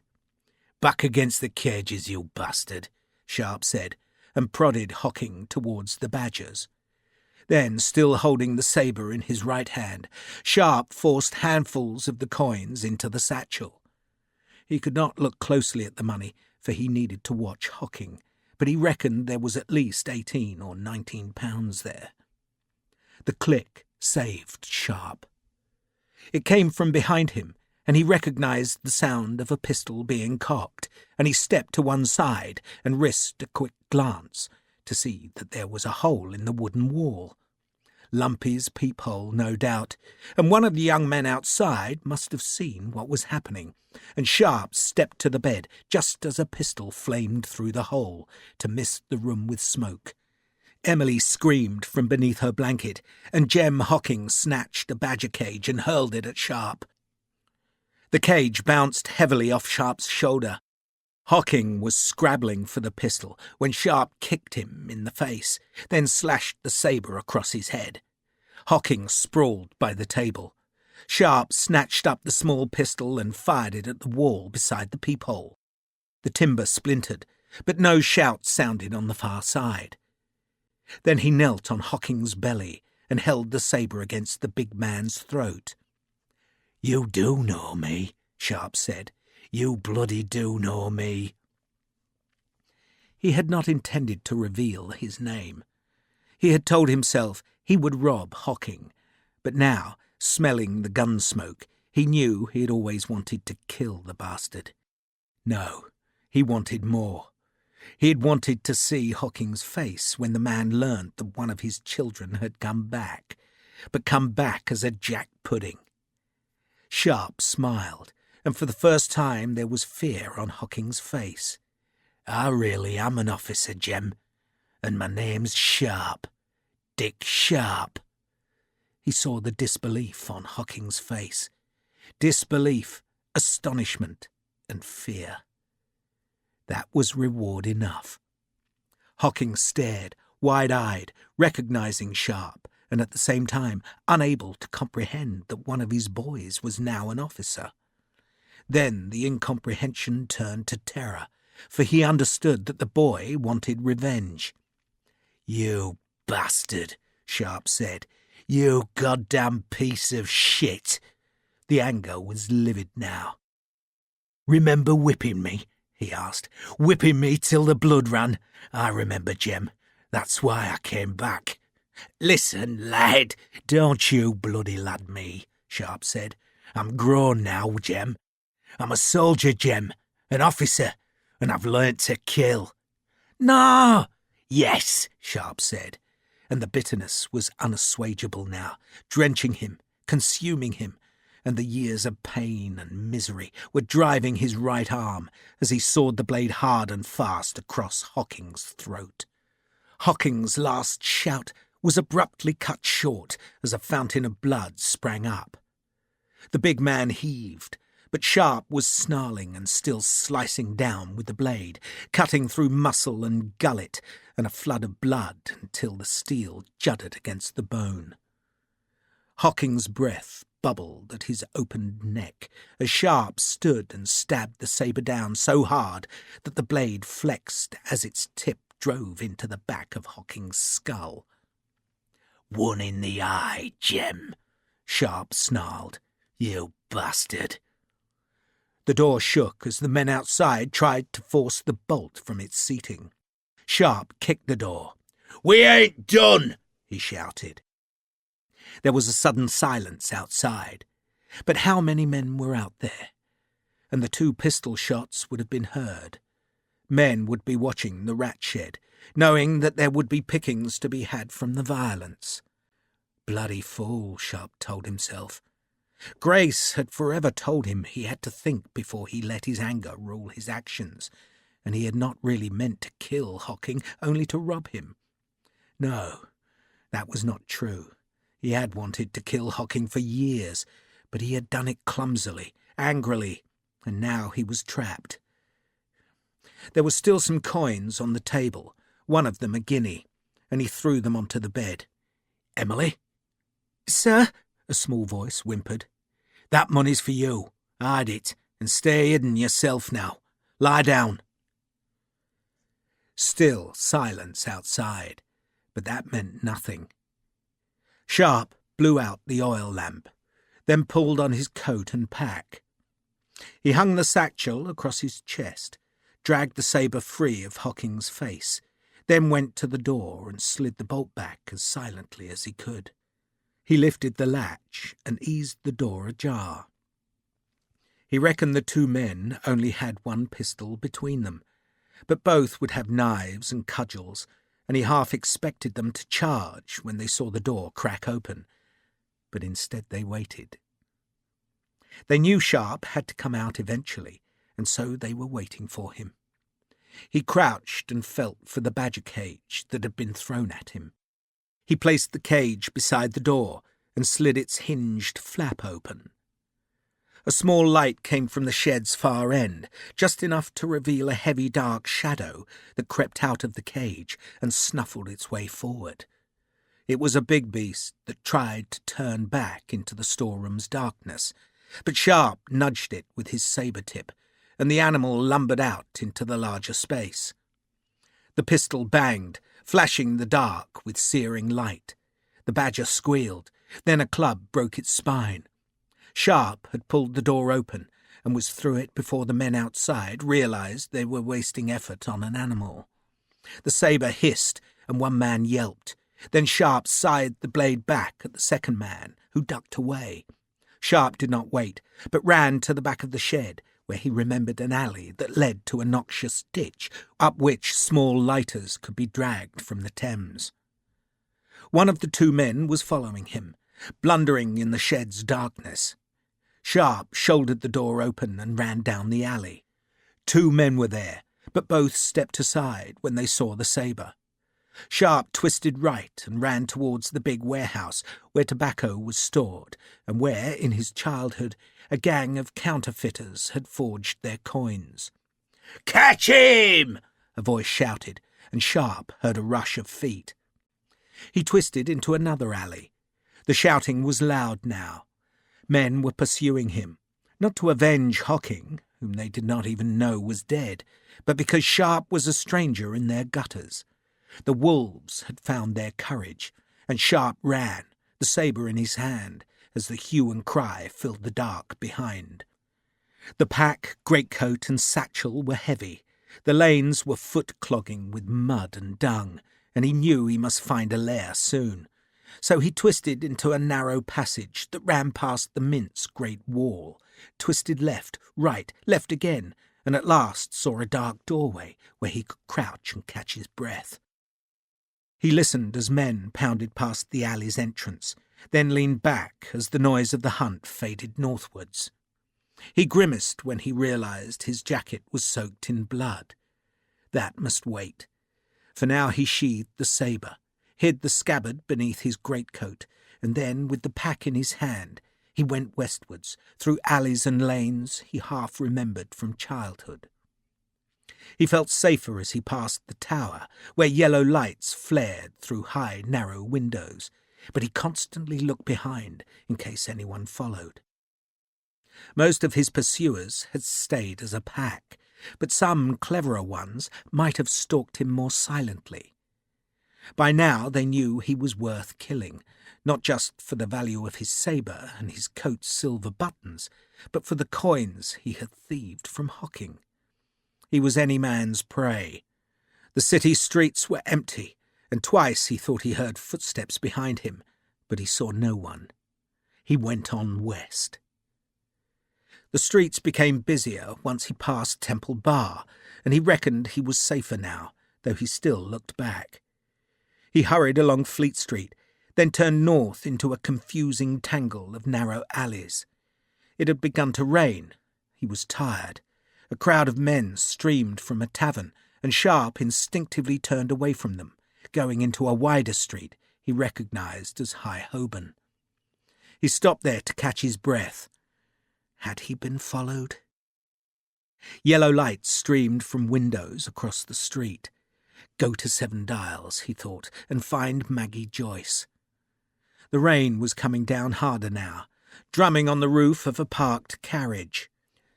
Another carriage splashed by, and its dim lamps showed a green and yellow painted board on the building with the glowing windows.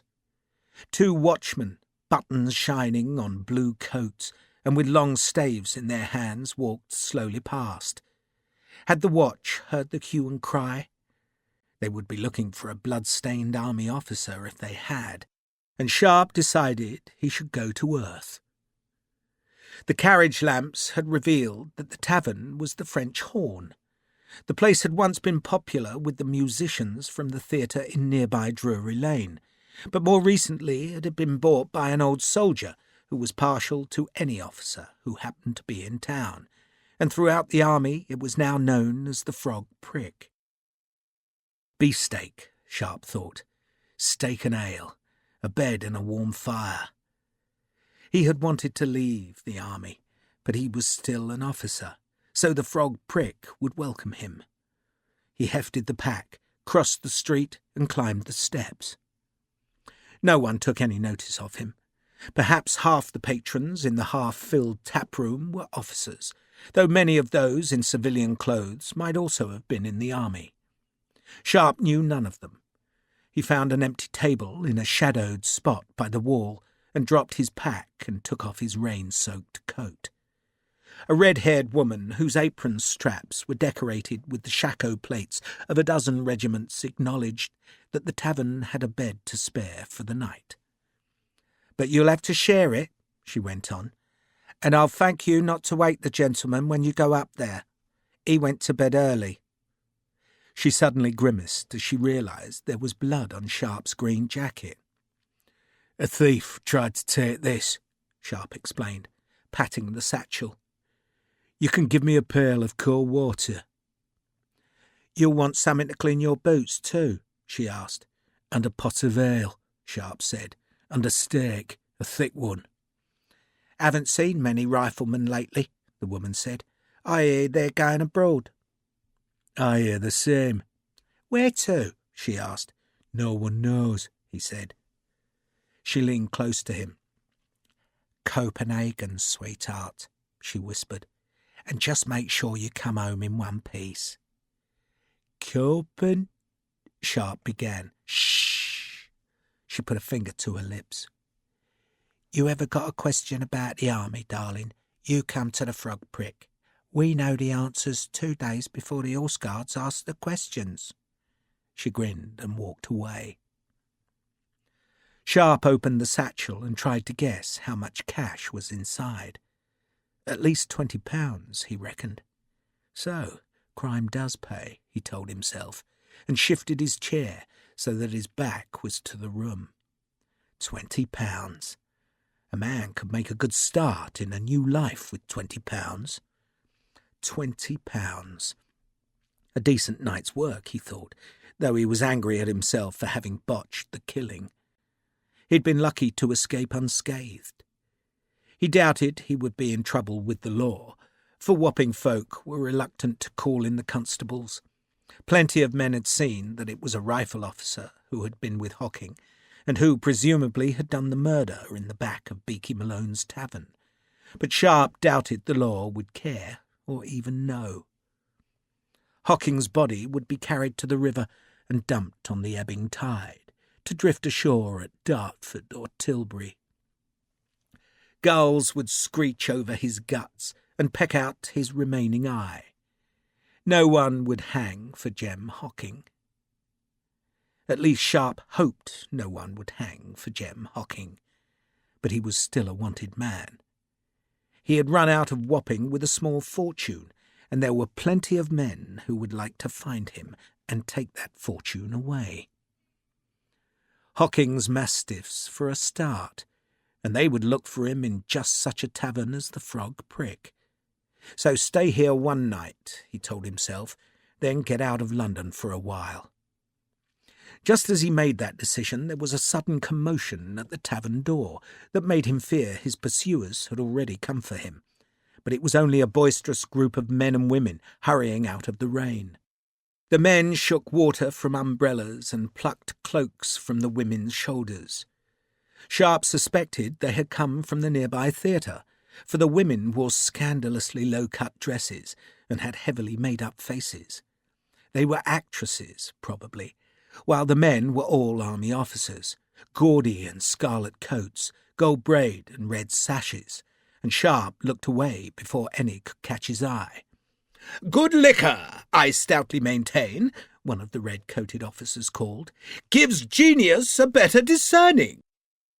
That odd statement provoked a cheer. Tables and chairs were shifted to make room for the party, which was evidently known to a score of men in the room. "You look in the pink of perfection, my dear," the officer told one of the women, and was mocked for his gallantry by his fellows. Sharpe scowled at his ale. Grace had loved the theatre, but it was not his world, not any more. So damn it, he thought. He would not be an officer much longer. He had money now, so he could go into the world and start again. He drank the ale, gulping it down, suddenly aware of how thirsty he was. He needed a wash. He needed to soak his jacket in cold water. All in good time, he thought. Bed first. Sleep, or try to sleep. Try to sleep instead of thinking about Grace. And in the morning, think what to do with the rest of his life. Then a heavy hand dropped on his shoulder. "I've been looking for you," a harsh voice said, "and here you are." And Sharpe, trapped, could not move. Chapter 3. "I never forget a face," Major General Sir David Baird said. He had taken a step back, alarmed by the ferocity of the scowl with which Sharpe had greeted him. "It is Sharpe, isn't it?" Baird asked, but was now met with a stare of incomprehension. "Well, is it, or isn't it?" Baird demanded brusquely. Sharpe, recovering from his astonishment, nodded. "It is, sir." "I helped save you from a flogging once, and now you're an officer. The Lord's providences are incomprehensible, Mr. Sharpe." "They are, sir." Baird, a huge man, tall and muscled, was in a red uniform coat that was heavy with epaulets and gold braid. He scowled at his companions, the group who had just arrived with wet umbrellas and painted women. "Those young men over there are aides to the Duke of York," he said, "and His Majesty insisted they take me to the theatre. Why? I cannot tell. Have you ever been forced into a theatre, Sharpe?" "Once, sir." And everyone had stared at Grace and talked of her behind their hands, and she had endured it, but wept afterwards. "She stoops to conquer. What kind of name for an entertainment is that?" Baird asked. "I was asleep by the end of the prologue, so I've no idea. But I've been thinking of you lately, Mr. Sharpe. Thinking of you, and looking for you." "For me, sir?" Sharpe could not hide his puzzlement. "Is that blood on your coat?" "It is." "Good God, man! Don't tell me the bloody frogs have landed." "It was a thief, sir." "Not another one. A captain of the Dirty 500 was killed just 2 days ago, not 100 yards from Piccadilly. It must have been footpads, the bastards. I hope you hurt the man." "I did, sir." "Good." The General sat opposite Sharpe. "I heard you'd been commissioned. I congratulate you. You did a fine thing in India, Sharpe." Sharpe blushed. "I did my duty, sir." "But it was a hard duty, Sharpe, a very hard duty. Good God, risking the Tipu's cells. I spent enough time in that black bastard's hands not to wish it on another man. But the fellow's dead now, God be thanked." "Indeed, sir," Sharpe said. He had killed the Tipu himself, though he had never admitted it, and it had been the Tipu's jewels that had made Sharpe a rich man. Once. "And I keep hearing your name," Baird went on with an indecent relish. "Making scandal, eh?" Sharpe winced at the accusation. "Was that what I was doing, sir?" Baird was not a man to be delicate. "You were once a private soldier, and she was the daughter of an earl. Yes, Sharpe, I'd say you were making scandal. So, what happened?" "She died, sir." Sharpe felt the tears threatening, so looked down at the table. The silence stretched, and he felt an obscure need to fill it. "Childbirth, sir. A fever." "And the child with her?" "Yes, sir. A boy." "Good Christ, man," Baird said bluffly, embarrassed by the tears that dropped onto the table. "You're young. There'll be others." "Yes, sir." "You!" This peremptory demand was to one of the serving girls. "A bottle of port and 2 glasses, and I'll take some cheese, if you've anything edible." "Lady Grace's family," Sharpe said, suddenly needing to tell the story, "claimed the child wasn't mine, said it had been her husband's, and so the lawyers baked me in a pie. Took everything, they did, because the child died after its mother. They said it was the heir to her husband, see?" His tears were flowing now. "I don't mind losing everything, sir, but I do mind losing her." "Pull yourself together, man," Baird snapped. "Stop snivelling." "I'm sorry, sir." "The Lord giveth and the Lord taketh away," Baird said. "And you don't peddle away your damn life because you don't like his dispositions." Sharpe sniffed and looked up into Baird's scarred face. "Piddling away my life?" "I've been keeping an eye on you, Sharpe," Baird said. "Do you know how many lives you saved by blowing that mine in Seringapatam? Scores, and my life among them.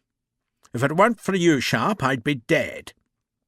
He emphasized this by stabbing Sharpe's chest with a big forefinger. "Dead and buried. D'ye doubt it?" Sharpe did not, but he said nothing. Baird had led the assault on the Tipu Sultan's stronghold, and the general had led from the front.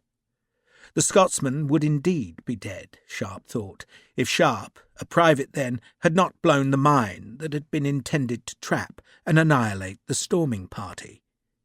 Dust and stones, Sharpe remembered, and flame billowing down a sunlit street, and the air filling with smoke, and the noise rolling about him like 1,000 trundling barrels, and then in the silence afterwards, that was not silent at all, the moaning and screaming, and the pale flames crackling.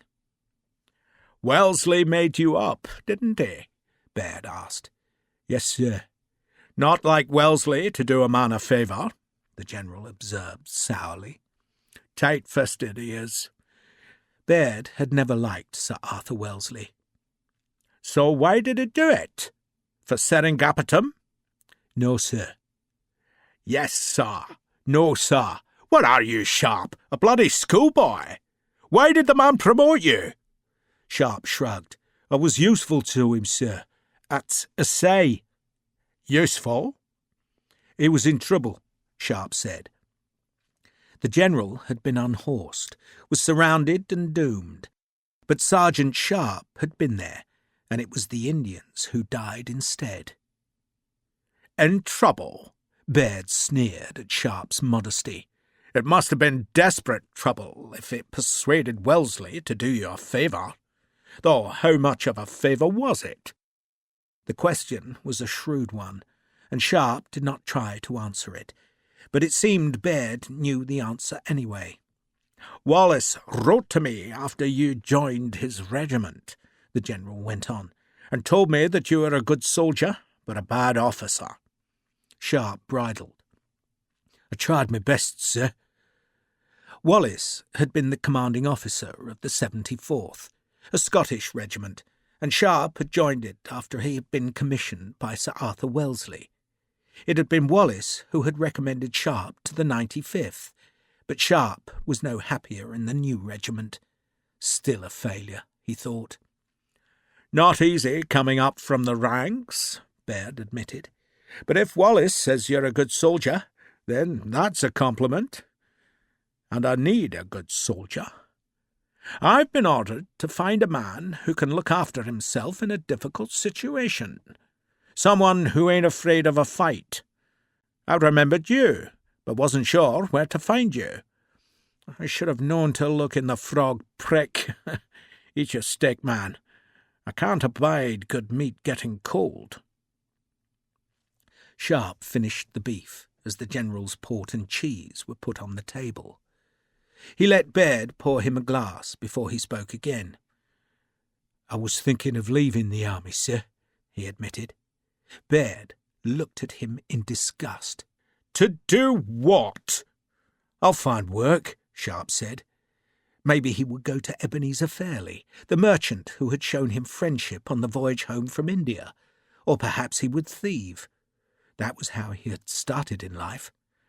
"I'll get by," he said belligerently. Sir David Baird cut the cheese which crumbled under his knife. "There are 3 kinds of soldiers, Sharpe," he said. "There are the damned useless ones, and God knows there's an endless supply of those. Then there are the good solid lads who get the job done, but would piss in their breeches if you didn't show them how their buttons worked. And then there's you and me. Soldiers. That's who we are." Sharpe looked sceptical. "A soldier's soldier?" he asked. "We're the men who clean up after the parade, Sharpe. The carriages and kings go by, the bands play, the cavalry prances past like bloody fairies, and what's left is a mess of dung and litter. We clean it up. The politicians get the world into tangles, then ask their armies to make things right. We do their dirty work, Sharpe, and we're good at it. Very good. You might not be the best officer in King George's army, but you're a bloody fine soldier. And you like the life. Don't tell me you don't." "Being a quartermaster," Sharpe sneered. "Aye, that too. Someone has to do it, and as often as not they give it to a man up from the ranks." He glared at Sharpe, and then unexpectedly grinned. "So, you've fallen out with Colonel Beckwith too, have you?" "I reckon so, sir, yes." "How?" Sharpe considered the question and decided it could not be answered truthfully. He could not say he did not fit into the mess. It was too vague, too self-pitying, so he answered with a half-truth. "They've marched off, sir, and left me to clean up the barracks. I've fought more battles than any of them. Seen more enemies and killed more men than all of them put together, but that don't count. They don't want me, sir, so I'm getting out." "Don't be such a bloody fool," Baird growled. "In a year or two, Sharpe, there's going to be enough war for every man jack in this army. So far, all we've been doing is pissing around the edge of the French, but sooner or later we're going to have to tackle the bastards head on. We'll need all the officers we can get then, and you'll have your chance. You might be a quartermaster now, but 10 years from now you'll be leading a battalion, so just be patient." "I'm not sure Colonel Beckwith will want me back, sir. I'm not supposed to be in London. I'm supposed to be at Shorncliffe." "Beckwith will do what I tell him," Baird growled, "and I'll tell him to kiss your bum if you do this job for me." Sharpe liked Baird. Most soldiers liked Baird. He might be a general, but he was as tough as any man in the ranks. He could outswear the sergeants, outmarch the rifles, and outfight any man in green or scarlet. He was a fighter, not a bureaucrat. He had risen high enough in the army, but there were rumours that he had enemies higher still, men who disliked his bluntness. "What kind of job, sir?" Sharpe asked. "One where you might die, Sharpe," Baird said with relish. He drained his glass of port and poured another. "We're sending a guardsman to Copenhagen. Our interest in Copenhagen is supposed to be secret, but I dare say every French agent in London already knows it. This fellow is going there tomorrow, and I want someone to keep him alive. He's not a real soldier, Sharpe, but an aide to the Duke of York.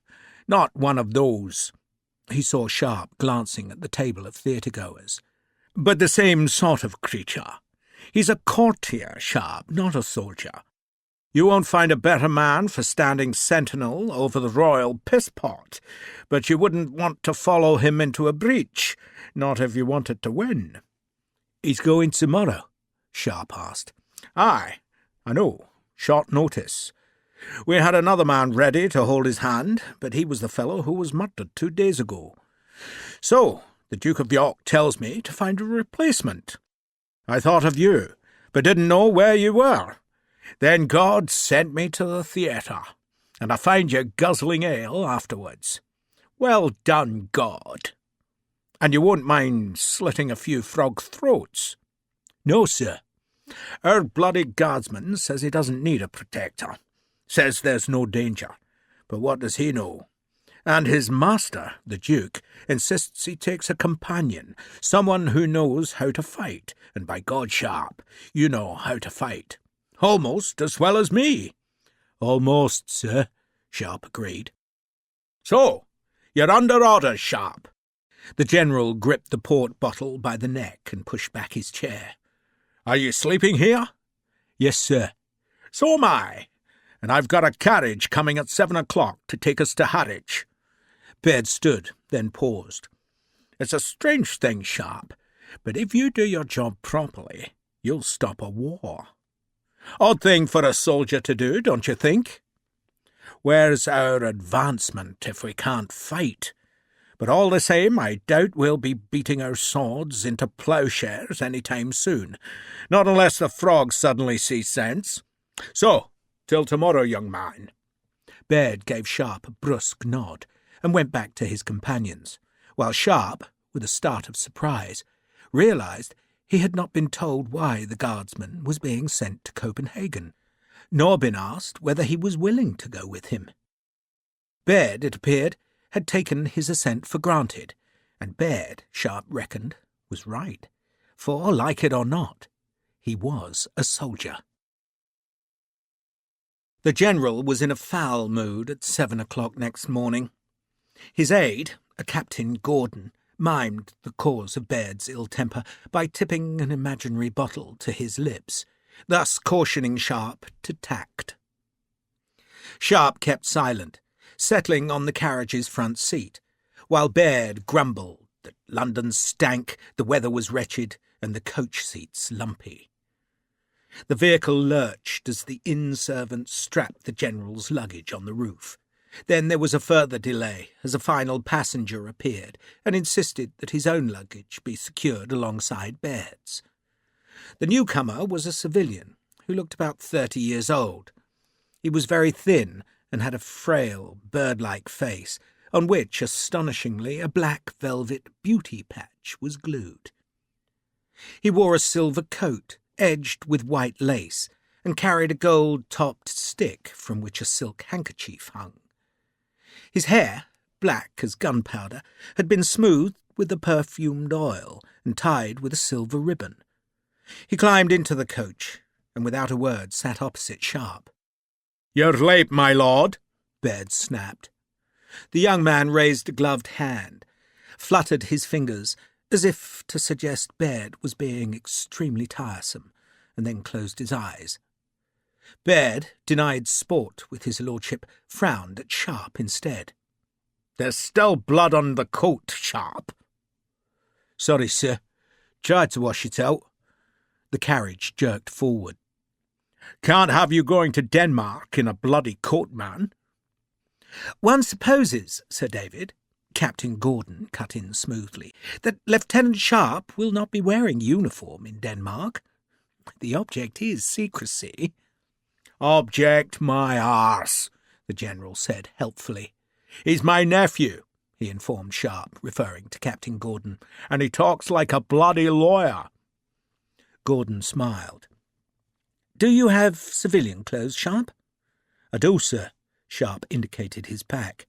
"I suggest you don them once you're aboard your ship," Gordon said. "I suggest you don them," Baird mimicked his nephew's voice. "Bloody hellfire! Doesn't this bloody carriage move at all?" "Traffic, Sir David," Gordon said emolliently. "Essex vegetables for the Saturday market." "Essex bloody vegetables," the General complained. "I'm forced into a bloody theatre, Gordon, then subjected to Essex vegetables. I should have you all shot." He closed his bloodshot eyes. The carriage, drawn by 6 horses, went first to the Tower of London, where, after Sir David had sworn at the sentries, they were allowed through the gates to discover a cart guarded by a dozen guardsmen, who appeared to be under the command of a very tall and very good-looking man in a pale blue coat, silk stock, white breeches and black boots. The young man bowed as Baird clambered down from the carriage. "I have the gold, Sir David." "I should damn well hope you do," Sir David growled. "Is there a Jakes in this damn place?" "That way, sir." The young man pointed. "This is Sharpe," Baird said harshly. "He's replacing Wilson, God rest his soul. And this," Baird was talking to Sharpe now, "is the man you're keeping alive. Captain Lavisser. Or should I say Captain and Major Lavisser? The bloody guards need 2 ranks, bloody fools." Lavisser gave Sharpe a rather startled look when he heard that the rifleman was to replace the dead Wilson. But then, as the General went to find the lavatory, the guardsman smiled, and his face, which had looked sour and cynical to Sharpe, was suddenly full of friendly charm. "So you're to be my companion?" he asked. "So it seems, sir." "Then I trust we shall be friends, Sharpe, with all my heart." Lavisser thrust out a hand. Sharpe took it clumsily, embarrassed by Lavisser's effusive friendliness. "Poor Wilson," the captain went on, clasping Sharpe's hand in both of his, "to be murdered in the street. And he leaves a widow, it seems, and a daughter, too. Just a child, just a child." He looked pained, then turned to see his guardsmen struggling to move a great wooden chest from the cart. "I think the gold should go inside the carriage," he suggested. "Gold?" Sharpe asked. Lavisser turned to him. "You've not been told the purpose of our journey?" "I'm to keep you alive, sir. That's all I know." "For which I shall be eternally grateful. But our purpose, Sharpe, is to carry gold to the Danes. 43,000 guineas. We travel rich, eh?" Lavasser hauled open the carriage door, motioned his men to bring the chest of gold, then noticed the carriage's last passenger, the pale civilian in the silver coat. Lavasser looked astonished. "God! Pumps! Are you here?" Pumps, if that was his real name, merely fluttered his fingers again, then shifted his elegantly booted feet as the gold was manhandled onto the carriage floor. An escort of 20 dragoons took their places ahead of the carriage. Then Sir David Baird came back and complained that the chest took up all the coach's legroom. "I suppose we'll have to endure it," he grumbled, then rapped on the coach's roof to signal that the journey could begin. The general's mood improved as the coach jolted through the soot-grimed orchards and vegetable fields about Hackney, where a fitful sun chased shadows over woods and low hills. "You know Lord Pumphrey?" Baird asked Lavasser, indicating the frail young man who still seemed to be asleep. "William and I were at Eton together," Lavasser answered.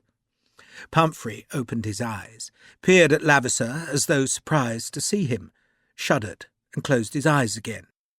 "You and I should have been to Eton," Baird said to Sharpe.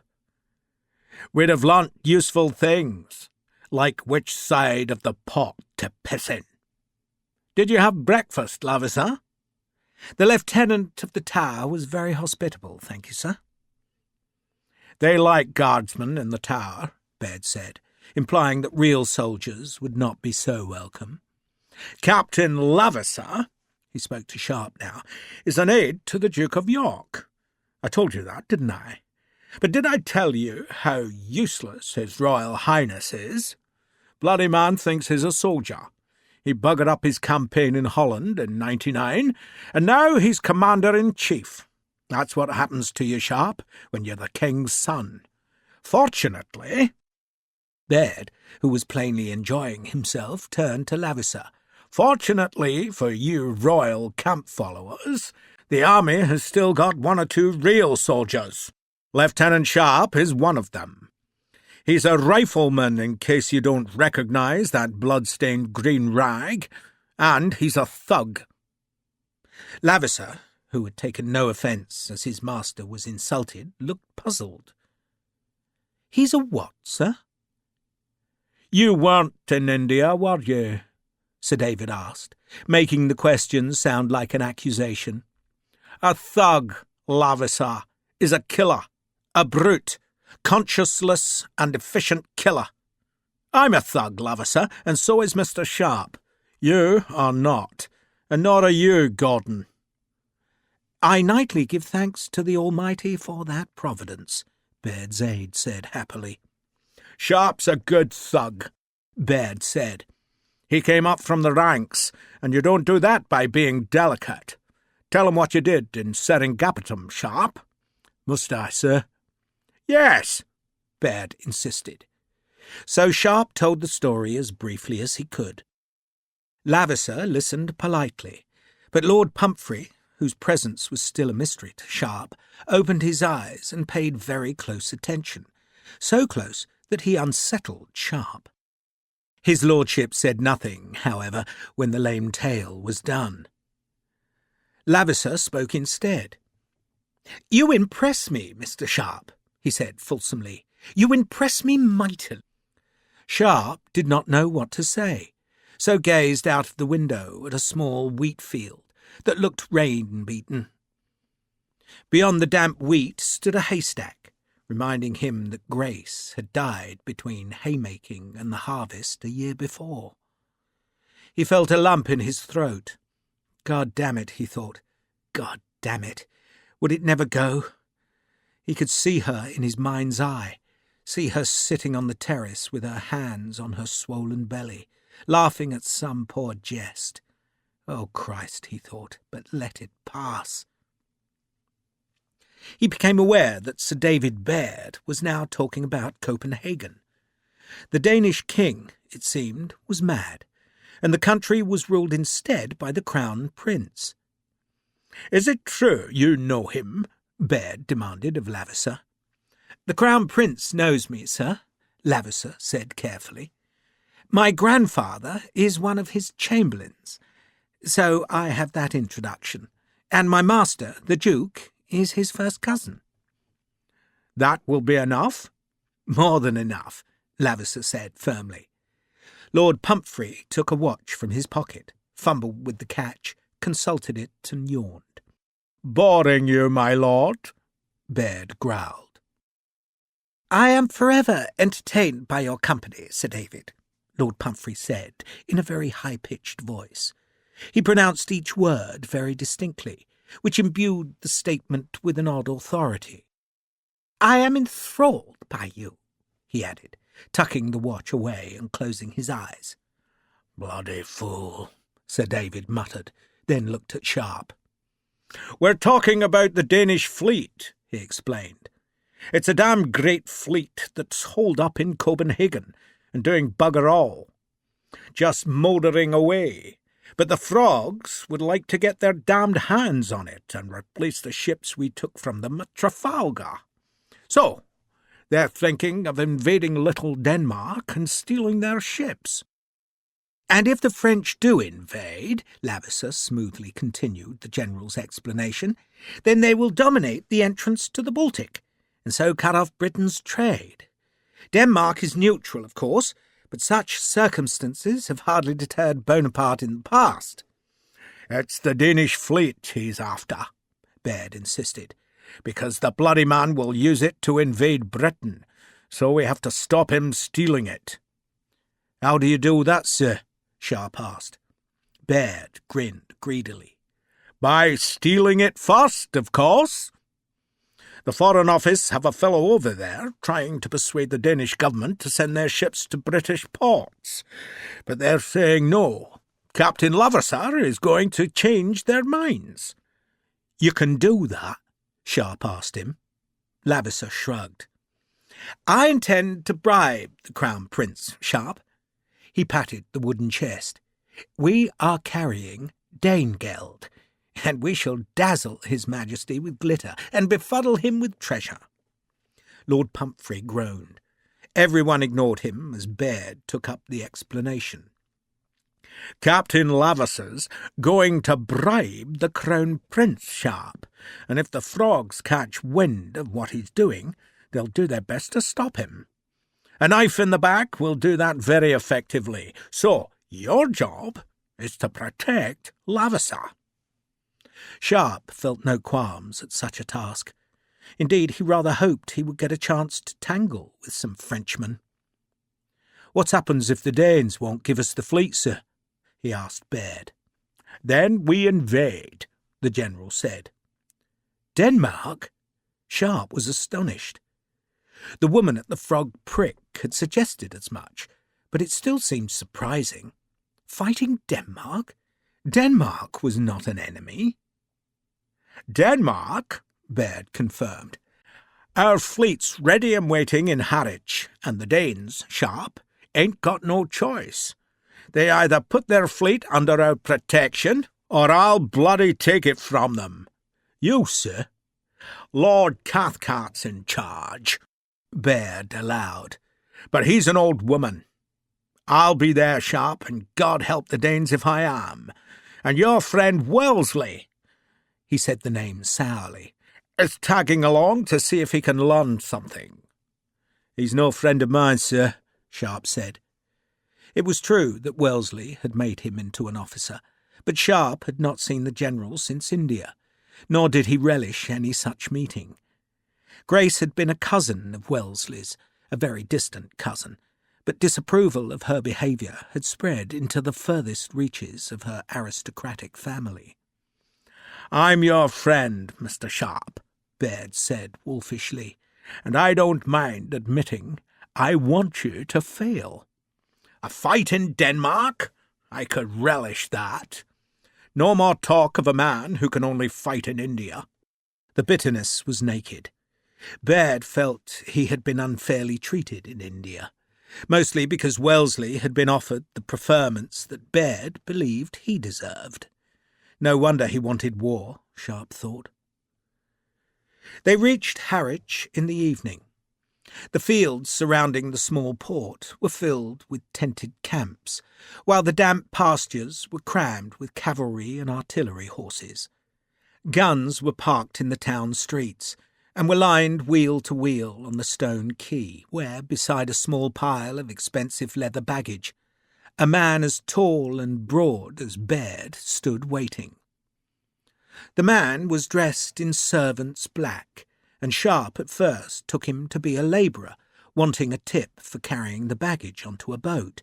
But then the man bowed his head to Lavisser, who clapped him familiarly on the shoulder. "This is Barker," Lavisser told Sharpe, "my man. And this is Lieutenant Sharpe, Barker, who has replaced the unfortunate Wilson." Barker turned a flat gaze on Sharpe. Another thug, Sharpe thought, a hardened, scarred, and formidable thug. He nodded at the servant, who did not return the greeting, but just looked away. "Barker was a footpad, Sharpe," Lavisser said enthusiastically, "before I taught him manners and morals." "Don't see why you need me," Sharpe said, "if you've got a footpad on your side." "I doubt I do need you, Sharpe," Lavisser said, "but our masters insist I have a protector. So, come you must." He gave Sharpe another of his dazzling smiles. A small crowd had gathered on the quay to gape at the fleet of great warships that lay in the river's mouth, while transports, frigates and brigs were either anchored or moored nearer the small harbour, where a falling tide was exposing long stretches of mud. Closest to the quay were some ungainly ships, much smaller than frigates, with low freeboards and wide hulls. "Bomb ships," Gordon, Baird's nephew, remarked helpfully. "They've got damn great mortars in their bellies," Baird explained, then turned to look at the modest town. "A dozen well-manned bomb ships could wipe Harwich off the earth in 20 minutes, the general said with unholy relish. "It will be interesting to see what they do to a city like Copenhagen." "You would not bombard Copenhagen," Captain Gordon sounded shocked. "I'd bombard London if the king demanded it," Baird said. "But not Edinburgh," Gordon murmured. "You spoke, Gordon." "I remarked that time is getting short, sir. I'm sure Captain Lavisser and Lieutenant Sharpe should be embarking soon." This ends Disc 2. Sharpe's Prey. Disc 3. Their ship was a frigate, newly painted and moored closer to Felixstowe on the river's northern bank. "She's called the Cleopatra," Baird's aide said, and it was apparent that the frigate's crew had seen the carriage's arrival, for a ship's boat was now pulling across the river.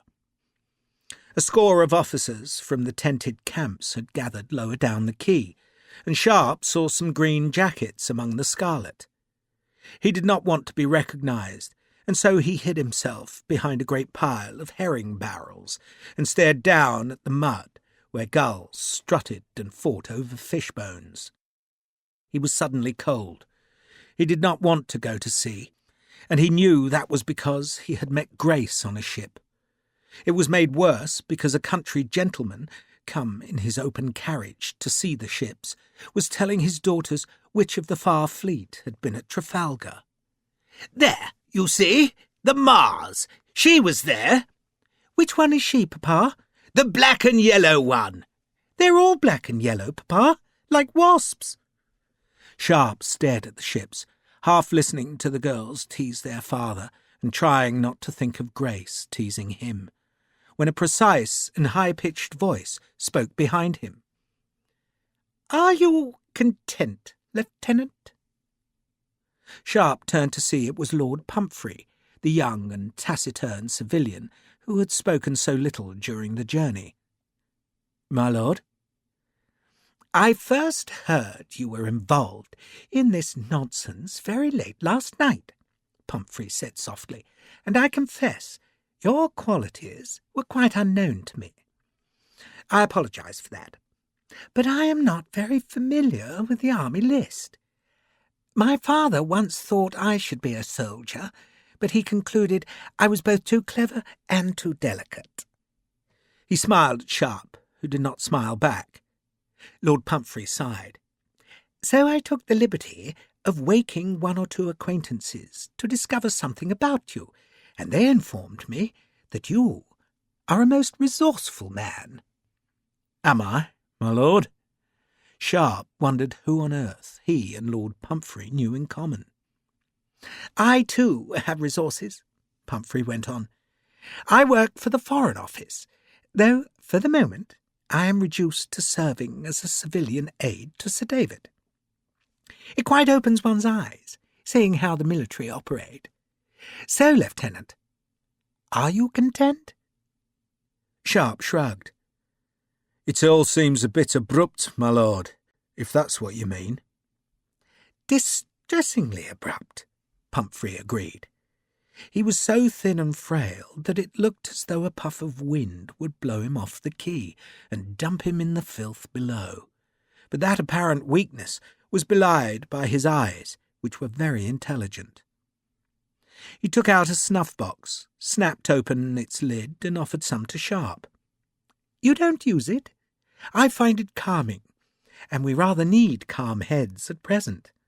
This alarming excursion, Lieutenant, is being encouraged by the Duke of York.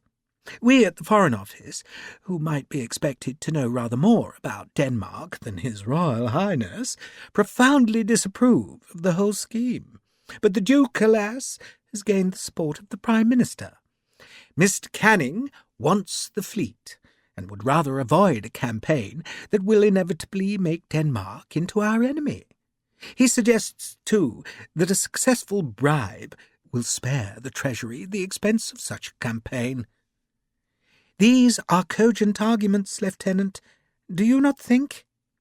"If you say so, my lord." "Cogent indeed, and quite egregiously muddle-headed. It will all end in tears, Lieutenant, which is why the Foreign Office, in its ineffable wisdom, has attached me to the Danish expedition. I am deputed to pick up the pieces, so to speak."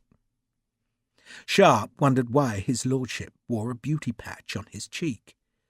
It was a woman's affectation, not a man's, but Sharpe did not like to ask. Instead, he watched two gulls squabble over some fish offal in the mud under the quay. "You think it won't work, my lord?" Pumphrey gazed at the ships. "Shall I just say, Lieutenant, that nothing I have heard suggests that the Danish Crown Prince is venal?" "Venal?" Sharpe asked. A ghost of a smile showed on his lordship's face.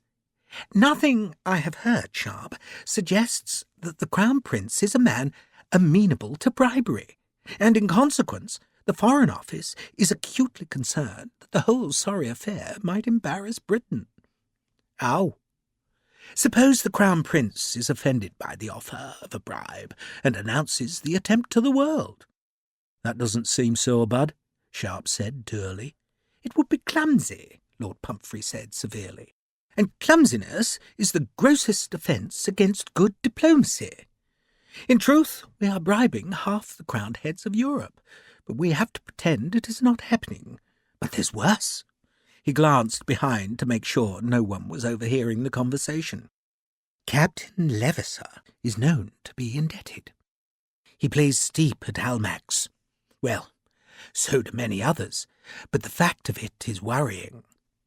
Sharpe smiled down at the bird-like Pumphrey. "He's up to his ears in debt, and you're sending him off with a chest full of money." "The Commander-in-Chief insists. The Prime Minister concurs, and we at the Foreign Office cannot possibly suggest that the Honourable John Levasseur is anything other than scrupulously honest." Pumphrey said the last word very sourly, implying the opposite of what he had just stated. "We merely must tidy things up, Lieutenant, when the enthusiasm has died down. Nasty thing, enthusiasm. And if things do turn out ill, then we would appreciate that no one was to know what happened. We don't want the Duke and Prime Minister to look like complete fools, do we? We don't, my lord. Lord Pumphrey shuddered at Sharpe's levity. If Leveson fails, Lieutenant, then I want you to bring him and the money out of Copenhagen to the safety of our army. We do not want the Danish government announcing a failed and clumsy attempt at a bribe.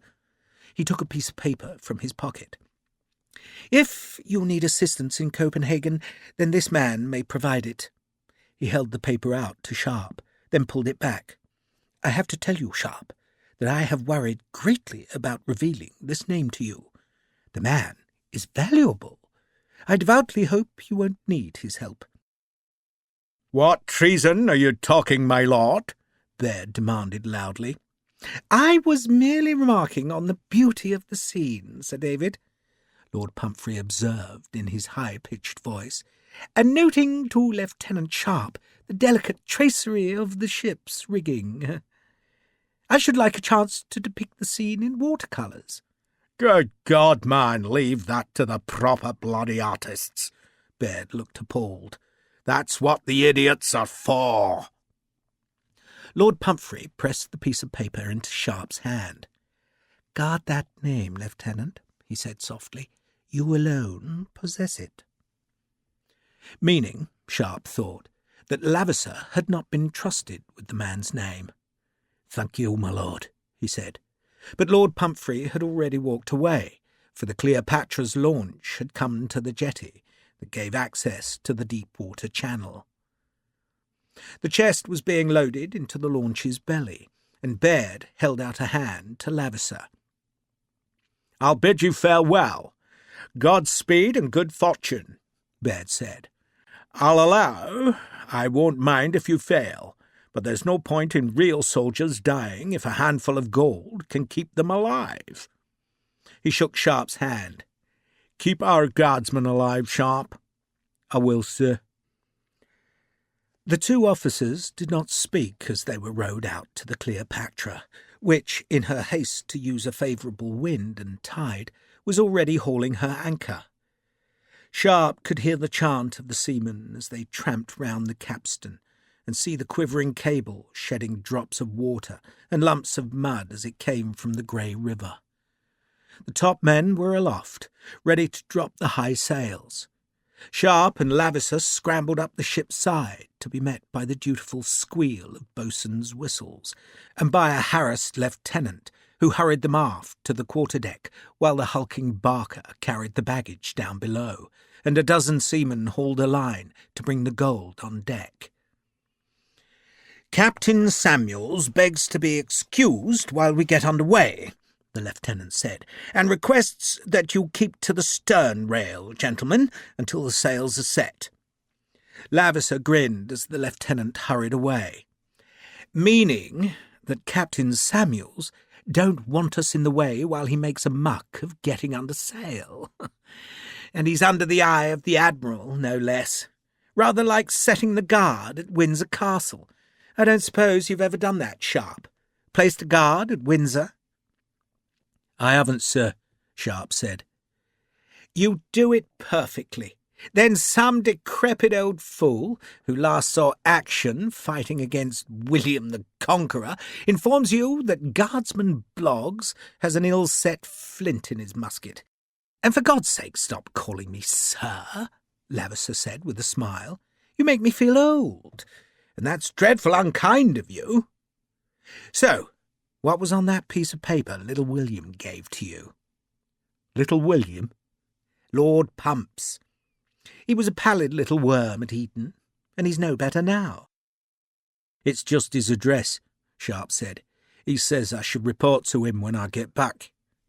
"Nonsense," Lavisser said, though he did not appear offended that Sharpe had lied to him. "If my guess is any good, then it's the name of the man in Copenhagen who might help us. A name, I might add, that the suspicious bastards at the Foreign Office refused to give me. Divide and rule, that's the Foreign Office way. Aren't you going to tell me the name?" "If I remember it," Sharpe said.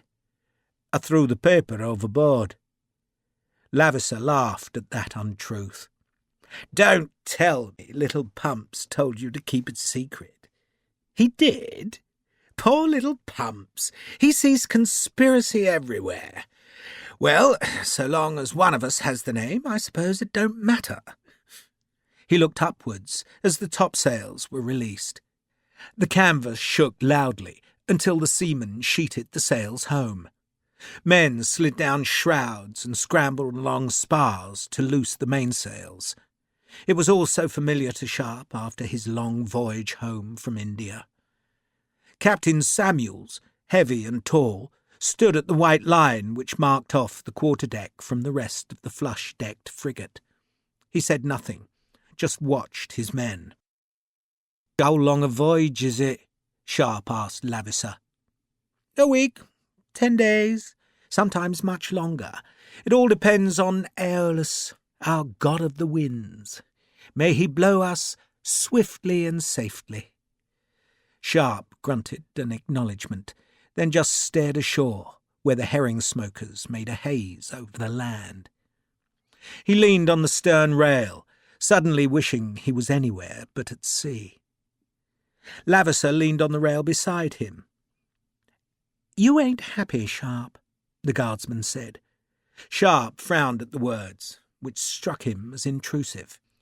He said nothing, but was acutely aware of Lavisser so close beside him. "Let me guess." The guards captain raised his eyes to the wheeling gulls and pretended to think for a while, then looked at Sharpe again. "My guess, Sharpe, is that you met Lady Grace Hale on shipboard, and that you've not been afloat since." He held up a cautionary hand when he saw the anger in Sharpe's eyes. "My dear Sharpe, please don't mistake me. I feel for you, indeed I do. I met the Lady Grace once. Let me see. It must be a dozen years or more ago, and I was only a sprat of 15, but I could spot a beauty even then. She was lovely." Sharpe said nothing, just watched Lavisser. "She was lovely and she was clever," the guards captain went on softly. "And then she was married off to a tedious old bore. And you, Sharpe, forgive my being forward, gave her a time of happiness. Isn't that something to remember with satisfaction?" Lavisser waited for Sharpe to respond, but the rifleman said nothing. "Am I right?" Lavisser asked gently. "She left me in bloody misery," Sharpe admitted. "I can't seem to shake it. And yes, being on a ship brings it back." "Why should you shake it?" Lavisser asked. "My dear Sharpe, may I call you Richard? That's kind of you. My dear Richard, you should be in mourning. She deserves it. The greater the affection, the greater the mourning. And it's been cruel for you, all the gossip. It's no one's business what you and Lady Grace did." "It was everyone's business," Sharpe said bitterly. "And it will pass," Lavisser said gently. "Gossip is ephemeral, Richard. It vanishes like dew or smoke. Your grief remains. The rest of the world will forget. They've mostly forgotten already." "You haven't," Lavisser smiled. "I've been racking my brains all day trying to place you. It only came to me as we climbed aboard." A rush of feet interrupted them as seamen came aft to secure the mizzen sheets. The great sail banged above their heads, then was brought under control, and the frigate picked up speed. Her ensign, blue because the fleet's commander was an admiral of the blue, flapped crisply in the evening wind. "The grief will pass, Richard," Lavisser went on in a low voice. "It will pass. I had a sister who died, a dear thing, and I grieved for her. It's not the same, I know, but we should not be ashamed of demonstrating our feelings, not when it is grief for a lovely woman." "It won't stop me doing me job," Sharpe said stoically, fighting off the tears that threatened. "Of course it won't," Lavisser said fervently. "Nor, I trust, will it stop you from enjoying the flesh-pots of Copenhagen." They are meagre and few, I can assure you, but such as they are, we shall enjoy. I can't afford flesh pots, Sharpe said. Don't be so dull, Richard. We're sailing with 43,000 of the government's guineas, and I intend to steal as many of them as I decently can without getting caught. He smiled so broadly and with such infectious enjoyment that Sharpe had to laugh. There, Lavender said, you see, I shall be good for you. I hope so, Sharpe replied. He was watching the Cleopatra's rippling wake. The tide was ebbing, and the wind was out of the west, so that the anchored ships presented their sterns to the frigate's quarterdeck. The ugly bomb-ships sat low in the water. One was called Thunder, another Vesuvius. Then there was Etna, with Zebra close by. The frigate sailed so close to Zebra that Sharpe could look down into her well-deck, which was stuffed with what looked like coils of rope, put there to cushion the shock of the two great mortars that squatted in the ship's belly. The mortars were capped with tompions, but Sharpe guessed they threw a shell about a foot across, and because the flash of their firing would blast up into the air to lob the bombs in a high arc, the forward stays of the Zebra were not made of hemp, but of thick chain. Another 8 guns, carronades by the look of them, were mounted aft of the mainmast. An ugly vessel, Sharpe thought, but a brute with massive teeth. And there were 16 of the bomb-ships moored or anchored in the river, along with a host of gun brigs that were shallow draught vessels armed with heavy cannon. These were not ships designed to fight other ships, but to hammer targets ashore. The Cleopatra was picking up speed now as the crew trimmed the big sails. She leaned to larboard, and the water began to gurgle and seethe at her stern. The dusk was drawing in, shadowing the big 74s that were the workhorses of the British fleet. Sharpe recognised some of the ship's names from Trafalgar: the Mars, the Minotaur, the Orion, and the Agamemnon. But most he had never seen before. The Goliath, belying her name, was dwarfed by the Prince of Wales, a 98-gun monster which flew the Admiral's pennant. A gunport opened at the Prince of Wales's bow to return the salute that the Cleopatra was firing as she passed. The sound of the guns was huge, the smoke thick, and the tremor of the cannon, even though they were unshotted, shook the deck beneath Sharpe's feet. Only one ship, another 74, lay beyond the Prince of Wales. She was a good-looking ship, and Sharpe had learnt enough in his voyage home from India to recognise that she was French-built, one of the many ships that had been captured from the enemy. Water gushed from her pumps as the Cleopatra sailed by, and Sharpe looked up to see men pausing in their work to watch the sleek frigate pass. Then the Cleopatra left the 74 behind, and Sharpe could read the gold-painted name scrolled across her stern. Pucelle. His heart leapt. The Pucelle!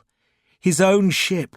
The ship he had been aboard at Trafalgar, and which was captained by his friend, Joel Chase, though whether Chase was still a captain, or aboard the Pucelle, or even alive, Sharpe did not know. He just knew that he and Grace had known happiness on board the ship that had been named by her French builders for Joan of Arc, La Pucelle, or the Virgin. He wanted to wave at the ship, but it was too far for him to recognise anyone aboard. "You're welcome, gentlemen," Captain Samuels, dark-faced, grey-haired and scowling, had come to greet his guests. "Lieutenant Dunbar will show you your quarters." He frowned at Sharpe, who had turned to stare at the Pucelle again. "You find my remarks tedious, Lieutenant?" "I'm sorry, sir. I was aboard that ship once." "The Pucelle?" "Didn't she take the Revenant at Trafalgar, sir?" "What if she did?" "There were easy pickings at that battle, Lieutenant." The envy of a man who had not sailed with Nelson was naked in Samuel's voice. "You were there, sir?" Sharpe asked, knowing it would needle the captain.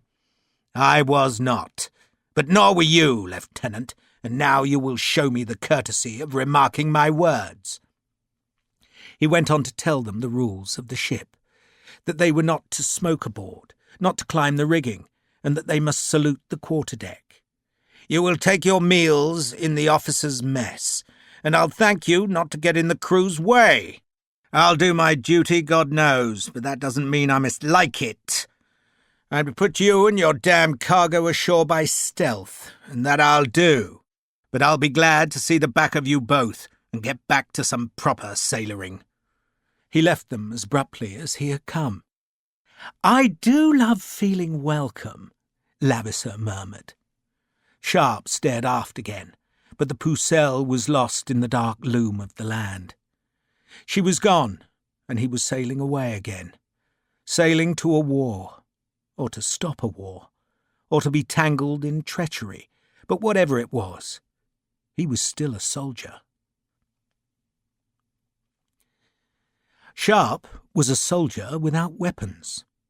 He had come aboard the Cleopatra with his official issue sabre, but nothing else, nothing useful. He complained of it to Lavisa, who said Sharpe could be amply supplied in Vigard. "It's the house where my mother grew up, and it's rather beautiful." He sounded wistful. "My grandfather has anything you might need, pistols, swords, everything, though I truly doubt we'll encounter trouble. I'm sure the French do have agents in Copenhagen, but they're hardly likely to try murder." "Where's Vigard?" Sharpe asked. "Near Køge, where our hospitable captain is supposed to put us ashore." They were 11 days out of Harwich, sailing a sunlit sea. Lavisa was leaning on the stern rail, where he looked as though he did not have a care in the world. He wore no hat, and his golden hair lifted in the wind. He had blue eyes and a sharp-cut face, so that he looked like one of his Viking ancestors, who had sailed this same cold sea. "You really won't need weapons, Richard," Lavisa went on. "We'll simply borrow a carriage from Vigard to carry the gold to Copenhagen, conclude our business with the Crown Prince, and so have the satisfaction of preserving peace." Lavisa had spoken confidently, but Sharpe recalled Lord Pumphrey's doubts that the Danish Crown Prince was a man open to bribery. "What if the Crown Prince refuses?" he asked. "He won't," Lavisa said. "My grandfather is his chamberlain, and he tells me that the bribe is the prince's own suggestion." He smiled. "He needs money, Sharpe, to rebuild the Christiansborg Palace that got burnt down a few years back. It will all be very easy, and we shall go home as heroes. Where's the danger? There are no frogs in Vigard, none in my grandfather's town-house in Bredgard, and the prince's own guards will keep the bastards well out of our way. You really do not need weapons, Richard. Indeed, I don't wish to offend you, but your own presence, though utterly welcome, is also superfluous." "Things can go wrong," Sharpe said stubbornly. "How very true. An earthquake could devastate Copenhagen. Maybe there will be a plague of toads. Perhaps the 4 horsemen of the apocalypse will ravage Denmark. Richard, I'm going home.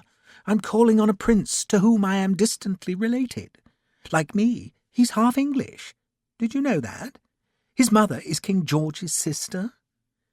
Lavisa was persuasive, but Sharpe felt naked without proper weapons, and other men who were senior to Lavisa had thought it wise to give the guardsman protection, and so Sharpe went below to the tiny cabin that he shared with Lavisa, and there pulled open his pack. His civilian clothes were inside, the good clothes that Grace had bought for him, along with the telescope that had been a grudging gift from Sir Arthur Wellesley. But at the very bottom of the canvas pack, hidden and half forgotten, was his old picklock. He pulled it out, then unfolded the slightly rusting picks. Grace had discovered it once and wondered what on earth it was. She had laughed in disbelief when he told her. "You could be hanged for possessing such a thing," she had declared. "I keep it for old time's sake," Sharpe had explained lamely. "You never used it, surely?" "Of course I've used it." "Show me. Show me." He had shown her how to pick a lock, a thing he had done scores of times in the past. He was out of practice now, but the picks still made brief work of the padlock which secured the great chest in which the government money was stored. There were plenty of weapons on board the Cleopatra, but to get some, Sharpe knew he would have to cross some tar-stained hands with gold. Sharpe had money of his own. He had taken £24, 8 shillings and 4pence halfpenny from Jem Hocking, and the bulk of that had been in coppers and small silver, which Sergeant Matthew Standfast, the new owner of the Frog Prick, had been happy to exchange for gold. "At a price, sir?" Standfast had insisted. "A price?" "Filthy stuff." Standfast had poked the grimy coppers. "I'll have to boil 'em in vinegar. What you been doing, Lieutenant? Robbing poor boxes?" He had exchanged the £24, 8 shillings and 4pence halfpenny for 22 shining guineas that were now safely wrapped in one of Sharpe's spare shirts. He could have used his own money to get weapons, but he did not see why he should. Britain was sending him to Denmark, and it was Britain's enemies who threatened Lavisser.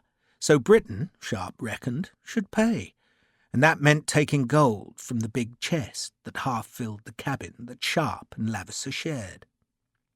Sharpe had to edge one of the hanging cot beds aside to open the chest's lid.